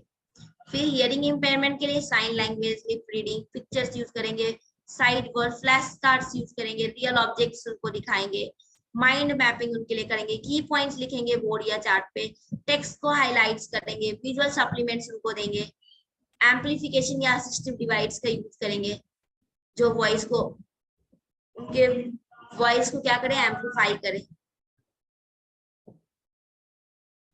फिर स्पीच लैंग्वेज वालों के लिए ये है, जो जिनको स्पीच वगैरह में प्रॉब्लम है, तो उनके लिए विजुअल, नेचुरल गेस्चर, क्यूज, है ना, एक्सप्रेसिव लैंग्वेज स्किल का यूज करेंगे।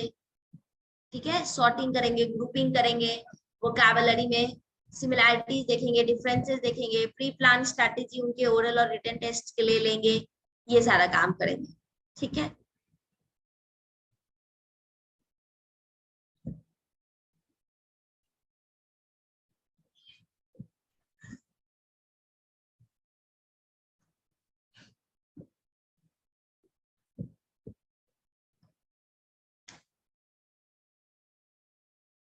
चले आगे।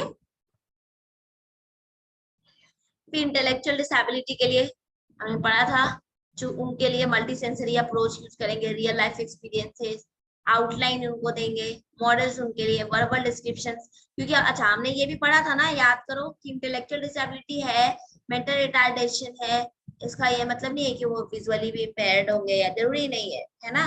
हमने माइल्ड, मॉडरेट, सीवियर, प्रोफाउंड पढ़ा था, है ना।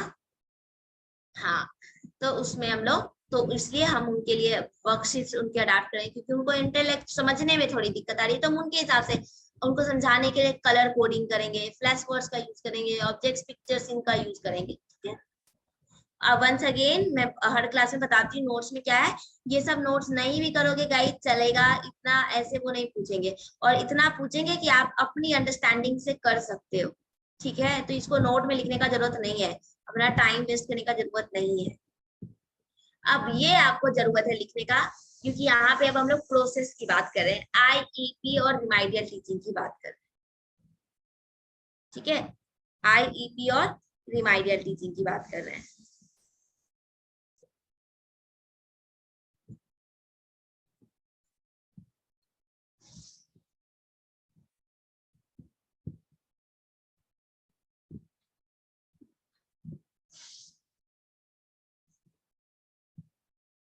ठीक है, तो इसको हिंदी में क्या कहते हैं, व्यक्तिगत शिक्षा योजना, और इसको क्या कहते हैं, उपचारात्मक शिक्षा। अब नाम ही बोल रहा है इंडिविजुअल एजुकेशन प्लान, यानी ये ऐसा प्लान और प्रोग्राम जो कि डेवलप किया जाएगा ताकि हम इंश्योर कर सकें जो डिसेबिलिटी आइडेंटिफाइड डिसेबिलिटी है, जिनको आइडेंटिफाई किया जा सका है, जो अटेंड कर रहे हैं एलिमेंट्री या सेकेंडरी एजुकेशन इंस्टीट्यूशन, उनको रिसीव कराया जाए स्पेशल इंस्ट्रक्शंस या उनसे रिलेटेड सर्विसेज।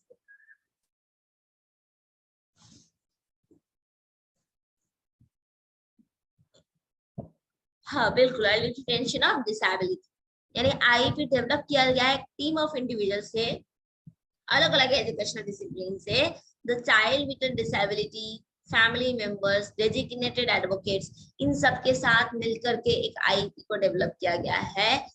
टिपिकली क्या इंक्लूड करेगा, progress of child with disability in the general curriculum, general curriculum में उनका क्या प्रोग्रेस है, ऑल रिलेटेड सर्विस जिससे कि चाइल्ड क्वालिफाई करेगा, अपने लाइफ में आगे बढ़ेगा, एप्रोप्रिएट एजुकेशनल अकोमोडेशन जिससे कि चाइल्ड सक्सेसफुल होगा, चाइल्ड का प्रेजेंट लेवल क्या है एजुकेशनल परफॉर्मेंस, एनुअल गोल क्या है, ऑब्जेक्टिव क्या है चाइल्ड के एजुकेशन। तो आईईपी पे या जब हम इंडिविजुअल एजुकेशन प्लान की बात करेंगे तो हम इन चीजों को ध्यान में रखेंगे। जैसे देखो यहाँ पर, यहाँ हम लिखा है मैंने अब थोड़ा थोड़ा करके, आईपी है क्या, एक रिटन प्लान और प्रोग्राम है जिसको डेवलप किया गया था स्कूल के स्पेशल एजुकेशन टीम के द्वारा, किसकी इनपुट से, हमारे पेरेंट्स, स्टूडेंट्स, एकेडमिक गोल्स, इन सबको ताकि ऑब्टेन कर सके। यानी ये जो व्यक्तिगत शिक्षा योजना है, कार्यक्रम है, ये माता पिता जो पेरेंट्स होंगे उनके इनपुट के साथ, स्कूल का कोई विशेष शिक्षा टीम है, स्पेशल एजुकेशन टीम है, उनके साथ, छात्र का जो एजुकेशनिक गोल है, यानी जो एकेडमिक गोल्स है स्टूडेंट्स का, वो इन सबको कैसे प्राप्त करना उसके लिए एक मेथड है। लॉ IDEA, ठीक है, प्रिस्क्राइब करता है school district bring together parents, student, general educator, special educator, ताकि हम इंपॉर्टेंट एजुकेशनल डिसीजन ले सकें। अभी हम लोग पढ़ेंगे ये IDEA, ऐसे पहले भी पढ़ा है पॉलिसी वाले यूनिट में, और IDEA का अभी हम लोग देखेंगे। पेरेंट हमारा टॉपिक ही है, पेरेंट प्रोफेशनल करके, तो ये IDEA ने ही मैंडेट किया था कि इंक्लूसिव में इनका भी इन्वॉल्वमेंट जरूरी है। ठीक है, तो आईईपी में हम सब कुछ यूज करते हैं ताकि हम डिसीजन ले सके उन स्टूडेंट्स विद डिसेबिलिटीज के लिए और उसको रिफ्लेक्ट कर सके आईईपी। पर्पस क्या है हमारे आईईपी का, तो पर्पस है कि हम आईईपी से जो भी किसी इंडिविजुअल का जो आउटकम है, यानी जो भी हमारा परिणाम है, उसको पूरा करने के लिए, मदद करने के लिए हम ऐसा एक योजना बनाए कि वह अपनी उस आउटकम के भी बियॉन्ड जा सके और आगे तक सीख सके। For this reason, an understanding of what a student can and cannot do is essential. और ये समझने के लिए हमें क्या वो कर सकते हैं और क्या नहीं, ये जानना जरूरी है। और each IEP, हर एक IEP यानी ये जो प्लान है हर एक स्टूडेंट के लिए इंडिविजुअल है। A member of IE team, parents should be the part of individual planning process and sign the IEP for their child. अपनी अपनी चाइल्ड के लिए उनको IEP को साइन करना है उनके इंडिविजुअल एजुकेशन प्लान के लिए। पेरेंट्स को क्यों इन्वॉल्व करने के लिए बोला, आगे देखेंगे। वो इसलिए बोला क्योंकि जब पेरेंट्स की बात करेंगे तो पेरेंट्स क्या बोलता है, पेरेंट्स ही उन बच्चों के साथ होते हैं, तो उनको पता है कि कैसे हमें उनको क्या करना है, उनके बच्चों में क्या क्या प्रॉब्लम्स है, उनको क्या सपोर्ट चाहिए। इस वजह से पेरेंट्स का इन्वॉल्वमेंट जरूरी है।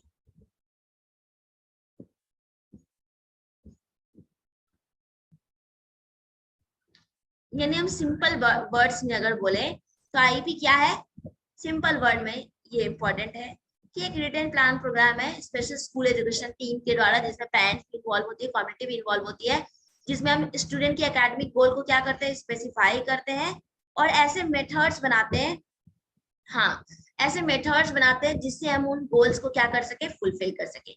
यही एक इंडिविजुअल प्लान है। जैसे सिंपल सी बात है, हम लेसन प्लान किस लिए बनाते हैं, लेसन प्लान को हम ये ध्यान में रख के बनाते हैं ना भाई कि मेरा जो लेसन प्लान है उसमें हम क्या करेंगे, बच्चों को क्या कराएंगे, लेसन प्लान में लर्न कराएंगे, है ना, इंडिविजुअलाइज ऐसा करेंगे कि सबको ही समझे। उसी तरीके से जब हम इंक्लूसिव में इंडिविजुअलाइज एजुकेशन प्लान बना रहे हैं तो हमको सबके स्ट्रेंथ वीकनेस इन सबको ध्यान में रखते हुए, इंडिविजुअली नीड्स को ध्यान में रखते हुए हमको एक प्लान, रिटन प्लान बनाना है। जैसे हम लेसन प्लान रिटन बनाते हैं वैसे ये भी एक रिटन प्लान और प्रोग्राम डेवलप करेंगे, हाँ आइडिया डेवलप करेंगे, बिल्कुल। तो क्लियर है। तो कंपोनेंट्स क्या होंगे, तो भाई कंपोनेंट्स क्या होंगे, हम सबकी नीड को ध्यान में रखेंगे, सबका करंट लेवल परफॉर्मेंस क्या है ये देखेंगे, उनकी एबिलिटीज को ध्यान में रखेंगे, उनका आउटकम क्या है, गोल क्या है ये ध्यान में रखेंगे, परफॉर्मेंस ऑब्जेक्टिव क्या है ये ध्यान में रखेंगे, कौन सा टीचिंग मेथड यूज करें, मटेरियल यूज करें, क्या स्ट्रेटेजी होगा ये ध्यान में रखेंगे, कौन कौन से टीम मेंबर जो है वो इसको इम्प्लीमेंट करेंगे, कहाँ पर इम्प्लीमेंट होगा, क्या प्लान होगा, टाइमलाइन क्या होगा, कैसे इसको देखेंगे कि हम सही जा रहे हैं कि नहीं जा रहे हैं, हमारा प्लान वर्क कर रहा है कि नहीं वर्क कर रहा है, ये हमारा कंपोनेंट होगा। बिल्कुल लेसन प्लान की तरह है। हम लेसन प्लान में भी देखते हैं बच्चों का पहला प्रीवियस नॉलेज, उनकी एबिलिटी, हम गोल डिसाइड करते हैं, ऑब्जेक्टिव, टीचिंग मेथड्स डिसाइड करते हैं, कब और कहाँ पर करेंगे हम ये डिसाइड करते हैं, कोई एक्टिविटी करते हैं तो, और साथ साथ इवैल्यूएशन करते हैं। बिल्कुल लेसन प्लान की तरह है ना। हाँ संध्या बिल्कुल, ठीक है। तो ये सारा चीज है, यानी आईपी को डेवलप करने के लिए हमको इन्फॉर्मेशन को गैदर शेयर करना होगा, डायरेक्शन सेट करने होंगे, डेवलप करना होगा और राइट करना होगा आईपी को, और फाइनली इम्प्लीमेंट और रिव्यू करना होगा आईपी, ठीक है। फाइनली इम्प्लीमेंट और क्या करना होगा, रिव्यू करना होगा। कोई दिक्कत।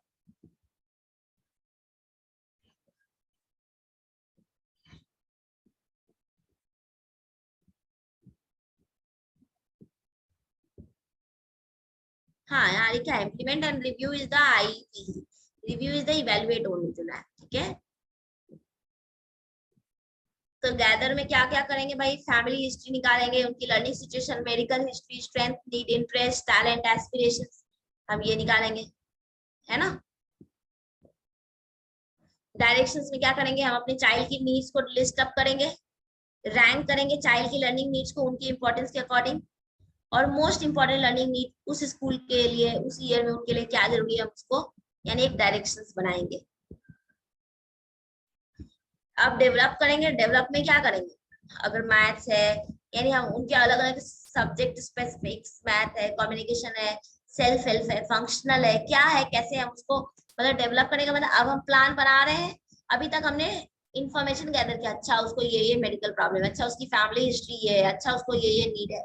अब उनकी 10 नीड थी एक स्टूडेंट की, अब 10 को तो एक बार फुलफिल नहीं कर सकते, हमने डायरेक्शन बनाया, पहले सबकी नीड को लिस्ट अप किया, रैंक किया कि कौन सा उनके लिए अभी सबसे ज्यादा जरूरी है उनकी इंपॉर्टेंस के अनुसार, और फाइनली कौन सी लर्निंग है हमने डायरेक्शन सेट कर लिया। अब उन डायरेक्शन की बेसिस पे हमने डिसाइड किया कि ये वाला जो नीड है ये पहले फुलफिल करेंगे, तो हम उसकी उस नीड के अनुसार डेवलप करेंगे आईईपी को, चाहे वो लैंग्वेज, अगर लैंग्वेज में प्रॉब्लम है तो लैंग्वेज के हिसाब से इंस्ट्रक्शन बनाएंगे, मैथमेटिक्स है तो वहां पर फिर इसको इम्प्लीमेंट करेंगे, टीम मेंबर्स उसको रिव्यू करते चलेंगे, इम्प्लीमेंट करते चलेंगे, टीचिंग असेसमेंट स्ट्रेटेजी को हम यहाँ पे यूज करेंगे, ठीक है। तो हम यहाँ पर इस तरीके से हम इम्प्लीमेंट और रिव्यू करते हैं, और रिव्यू भी करते रहते हैं ये देख के कि क्या वो रेगुलर चल रहा है या नहीं चल रहा है। तो सबको आईईपी क्लियर है, बताओ जल्दी, सबको आईईपी क्लियर है।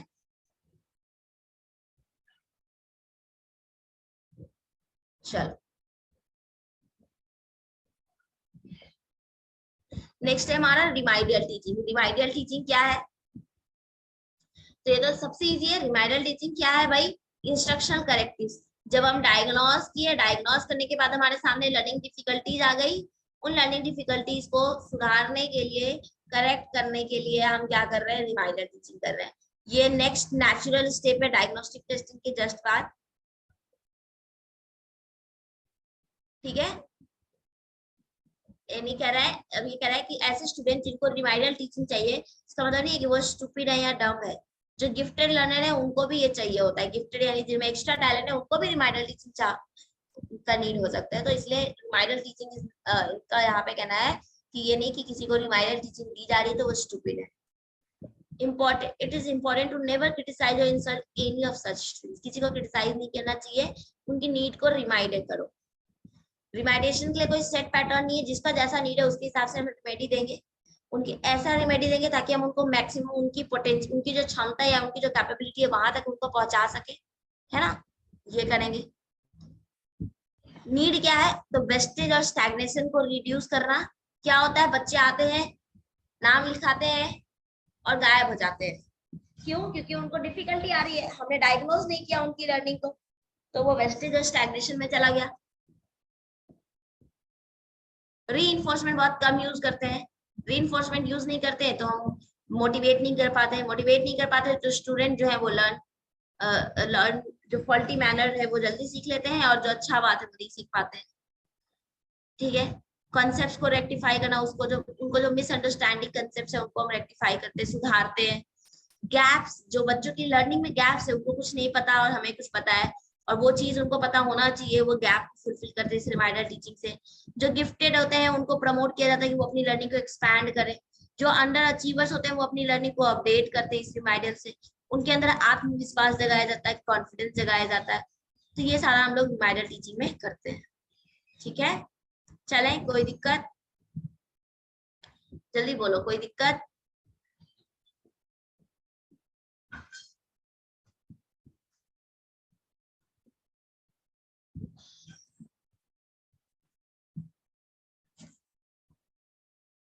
चलो, अब हमारा आज का लास्ट टॉपिक है 10th का, parent professional partnership. Role of parents क्या है, पीयर क्या है, प्रोफेशनल्स क्या है, टीचर्स क्या है, स्कूल क्या है। तो आईडी ये हमने पहले भी बोला कि individual with disabilities education act ने मैंडेट कर दिया था पेरेंट प्रोफेशनल कोलैबोरेशन। उनका मतलब था कोलैबोरेशन से वर्किंग और एक्टिंग टुगेदर, एक साथ काम करना। रिलेटिवली स्ट्रेट फॉरवर्ड कॉन्सेप्ट है, यानी पेरेंट प्रोफेशनल जो है वो एक साथ काम करेंगे।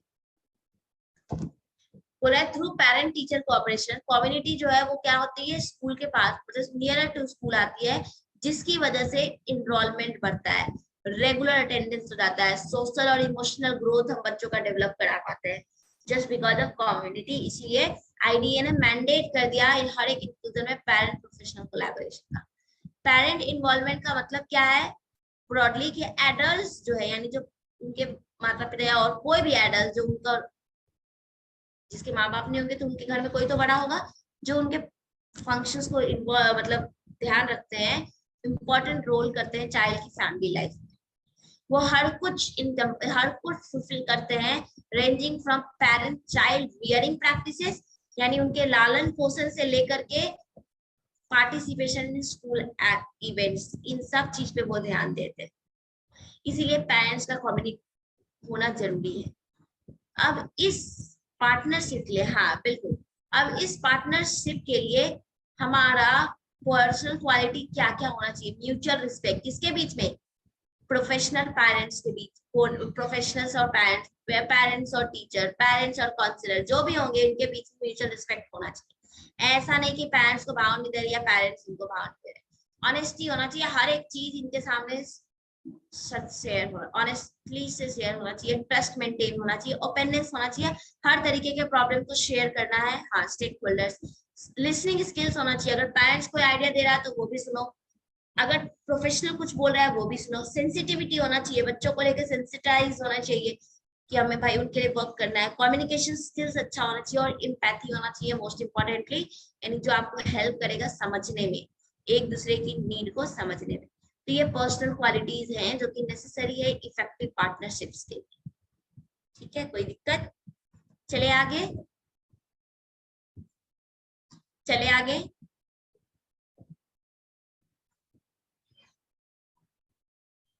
चलो,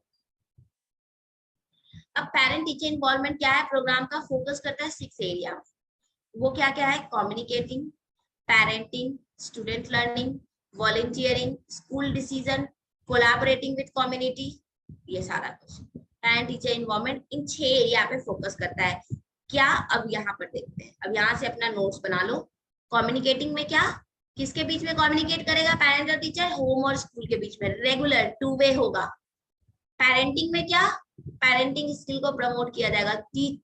पेरेंट्स तो पेरेंटिंग स्किल को कर ही रहे, लेकिन टीचर को भी बोला जाएगा, क्योंकि पेरेंट्स को पता है कि मेरे बच्चे को क्या नीड है, तो उन नीड्स की कैसे आप उनको हैंडल करते हो, वो स्किल्स उनको सिखाएंगे, ताकि वो स्किल्स स्कूल्स में भी प्रमोट किया जा सके। स्टूडेंट की लर्निंग को पेरेंट्स प्ले करता है integral role in assisting student learning को असिस्ट करने के लिए। Volunteering, parents are welcome in the school and their support and assistance are soft.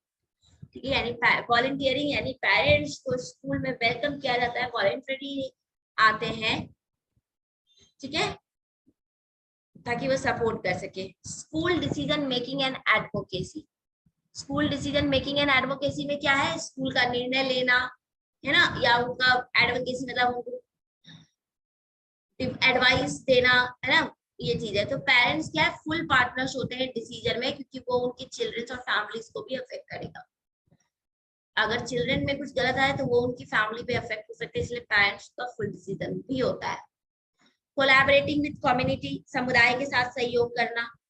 Community resources are used to strengthen schools, family और student learning. Community resources जो भी होगा, यानी जो भी सामुदायिक संसाधन होंगे, वो यूज किस लिए उपयोग करना चाहिए, इसलिए ताकि हम स्कूल की स्ट्रेंथन कर सके, मजबूत कर सके, फैमिलीज को मजबूत कर सके, लर्निंग को मजबूत किया जा सके स्टूडेंट की, इन सब चीज के।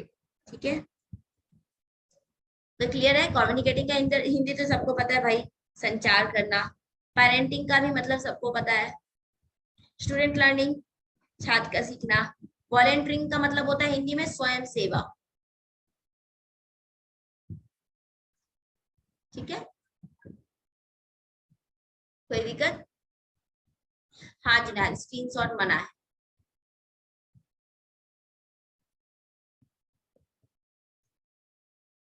चले फिर आगे।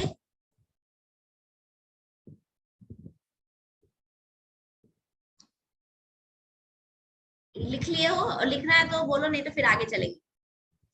चलो ठीक है।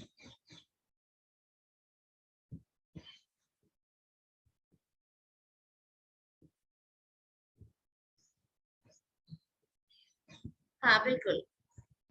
अब टीचर का रोल क्या है, टीचर का रोल पॉजिटिव एटीट्यूड को डेवलप करना, करिकुलम को मॉडिफाई करना, कम्युनिकेट करना, कंटिन्यूअस प्रोफेशनल डेवलपमेंट, यानी टीचर का रोल है वो खुद का प्रोफेशनल डेवलपमेंट कर सके, चाहे वो इन सर्विस में है तो वहां पे हमेशा कुछ ना कुछ नया स्किल सीख सके, अपने इंस्ट्रक्शन टेक्निक्स को मॉडिफाई कर सके, मेन स्ट्रीम और स्पेशलिस्ट टीचर, स्पेशल एजुकेशन के टीचर से कुछ ट्रेनिंग ले सके, ताकि वो अपने इंक्लूसिव स्कूल में अलग अलग टेक्निक, अलग अलग स्ट्रैटेजी, अलग अलग टीचिंग मेथड्स का इस्तेमाल कर सके। और फाइनली कोलैबोरेटिव टीचिंग, और भी है कोलैबोरेटिव टीचिंग, यानी हम बच्चों को कोलैबोरेट करके पढ़ा सके। कोलैबोरेटिव के साथ साथ कोऑपरेटिव टीचिंग भी है, यहाँ देखो कोऑपरेटिव टीचिंग भी है।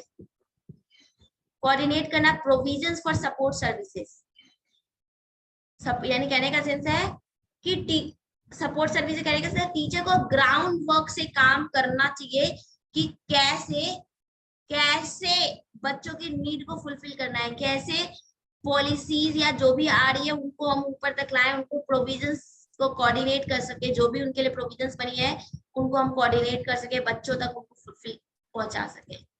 और लाइजनिंग विद डिफरेंट एजेंसीज, ठीक है, इसका मतलब क्या है, इसका मतलब है हमारा कि इंक्लूसिव टीचर जो है, लाइजनिंग का मतलब होता है संपर्क करना, ठीक है ना, ये ध्यान रखना।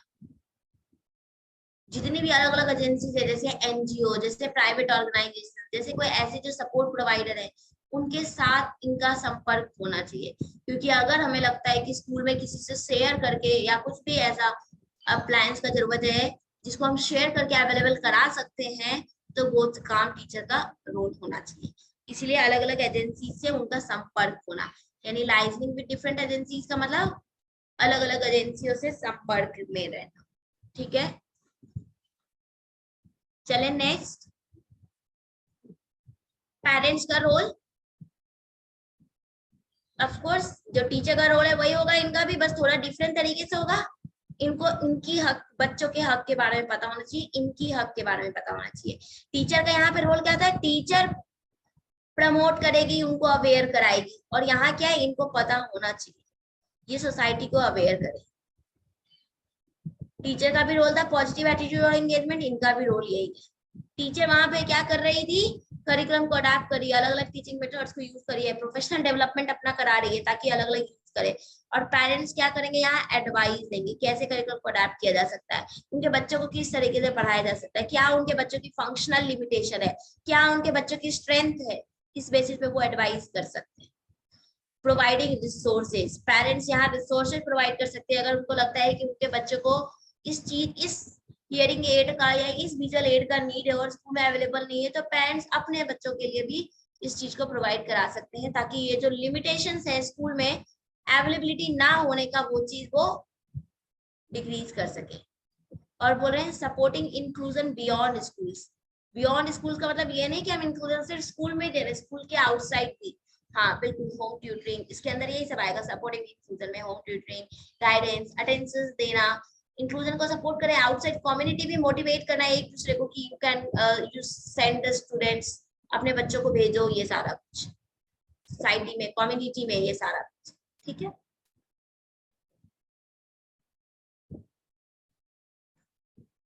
फिर रोल ऑफ पियर्स।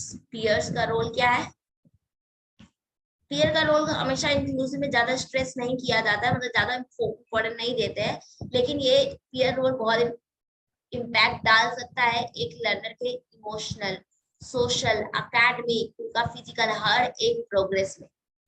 ठीक है, तो एकेडमिक सपोर्ट में क्या, कोलैबोरेटिव लर्निंग, साथ मिलकर लर्न कर सकते हैं। क्रॉस एज पीयर सपोर्ट हो सकता है। क्रॉस एज पीयर सपोर्ट क्या है, एक स्ट्रैटेजी है जहां पर हम क्या कर रहे हैं, मैंने पीछे पढ़ाया था, मतलब हम लोगों ने level, degree of level support में देखा था। क्रॉस एज सपोर्ट क्या है, यहाँ पर हम दूसरी स्ट्रैटेजी से जनरल एजुकेशनल सेटिंग में हम उन ओल्डर स्टूडेंट्स या हाई स्कूल एज स्टूडेंट्स का यूज कर रहे हैं जो एलिमेंट्री और लोअर स्टूडेंट्स को पढ़ा सके। क्रॉस एज यानी हायर वाले लोअर को पढ़ा पाए, क्रॉस एज हो सके, हायर वाले लोअर। इसलिए इमोशनल सपोर्ट, इमोशनल सपोर्ट कैसे, हर एक बच्चा अपने क्लासरूम में दूसरों के साथ इंटरेक्ट करता है, अगर उस इंटरेक्शन में हम बिलोंगिंगनेस का सपोर्ट दें, उनको एक्सेप्ट करें, तो उनका इमोशनल सपोर्ट पीयर ग्रुप जो है बढ़ा सकता है। सोशल सपोर्ट, सोशल स्किल बढ़ाने में हेल्प करते हैं। ठीक है, पीयर मॉडलिंग, पीयर मॉडलिंग क्या है, पीयर मॉडलिंग क्या है, यहाँ पर हम गेम के तरीके से, एक्टिविटी की तरीके से हम स्ट्रेटेजी करते हैं, प्रोवाइड करते हैं चिल्ड्रन को opportunity to learn social skills from typically developing peers. जो डेवलपिंग पीयर्स है उनसे हम सोशल स्किल्स को क्या कर सकते हैं, हम करते हैं, यानी कहने का जैसे गेम करा रहे हैं। हाँ बिल्कुल, रोल प्ले, हम कोई अच्छा, हमारे सामने कोई ऐसा पीयर है जिसके हैबिट को या हमको सीखना है, तो हम वहाँ रोल प्ले कराएंगे, हम सोशल स्किल्स सिखाने, लर्न सोशल स्किल्स सिखाने के लिए हम गेम्स उनके लिए ऑर्गेनाइज करेंगे जिसमें वो स्किल्स का यूज करेंगे ताकि वो सीख सके। और finally physical support, physical support क्या, हम उनको हेल्प कर सकते हैं आने में, उतरने में, जाने में, इन सब चीजों में हम क्या करते हैं, उनको हेल्प करते हैं। ठीक है, क्लियर है।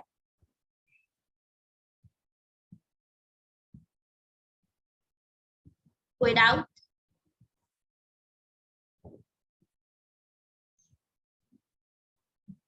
अब ये प्रोफेशनल्स का रोल है।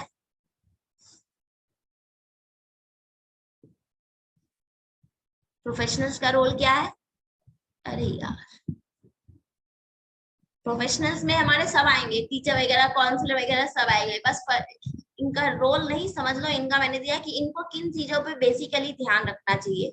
कोर वैल्यूज, बेसिक वैल्यूज जो इंक्लूजन का है उन पे इनको ध्यान रखना होगा, जो लॉ पॉलिसीज है उन पे इनको ध्यान रखना होगा, लीडरशिप पे ध्यान रखना होगा, एम्पैथी और अंडरस्टैंडिंग पे, और प्रॉब्लम सॉल्विंग और प्रैक्टिकल सॉल्यूशंस। इन 5 कॉर्नर स्टोन्स पे इनको ध्यान में रखना होगा कि वो 5 कॉर्नर स्टोन्स हमारे क्या है। ठीक है, क्लियर, कोई डाउट।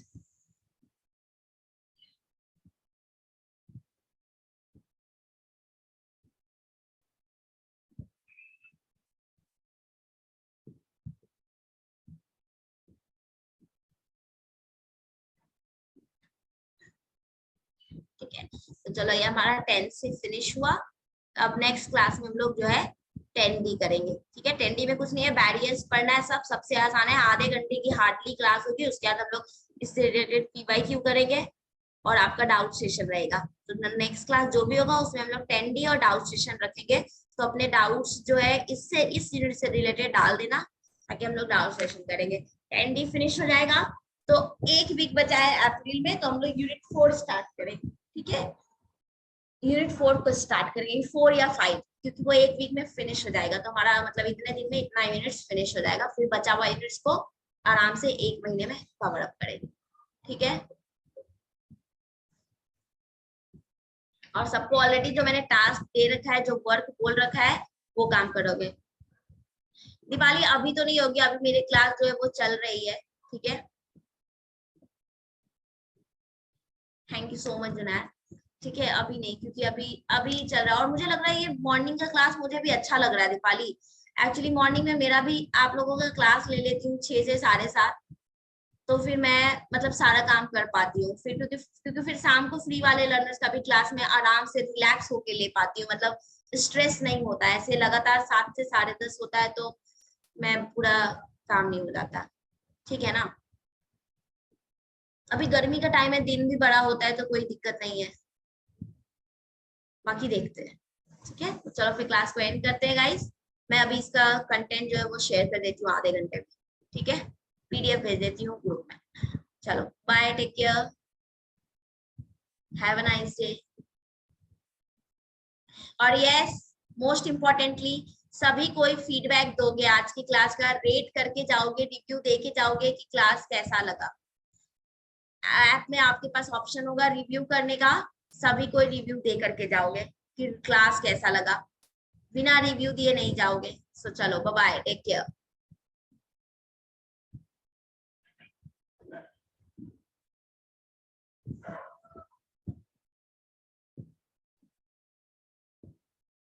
रिव्यू जैसी जब कोर्स ओपन करोगे ना, तो वहां पर आप नीचे कोर्स के अंदर ही कोर्स के पास जाते हो, नीचे देखना आपको रिव्यू का ऑप्शन आता है। ठीक है, 1 मिनट को मैं भी साथ साथ देख के बता देती हूँ, क्योंकि रिव्यू दो, फ्री कोर्सेज में रिव्यू ज्यादा हो गए और आप लोग ही रिव्यू कम दिए हो, तो रिव्यू दो आप लोग भी। मैं बता रही हूँ, 1 मिनट।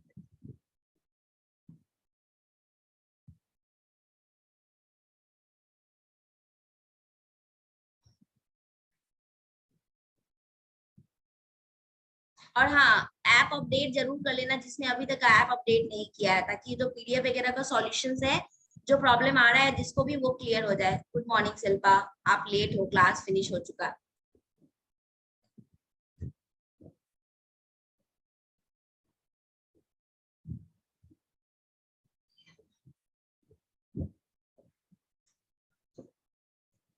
देखो नीचे ही आपको दिया हुआ है रिव्यू का ऑप्शन। ठीक है, आपको नीचे जाओगे तो रिव्यू का ऑप्शन दे रखा है, तो आप वहां पे रिव्यू दे सकते हो।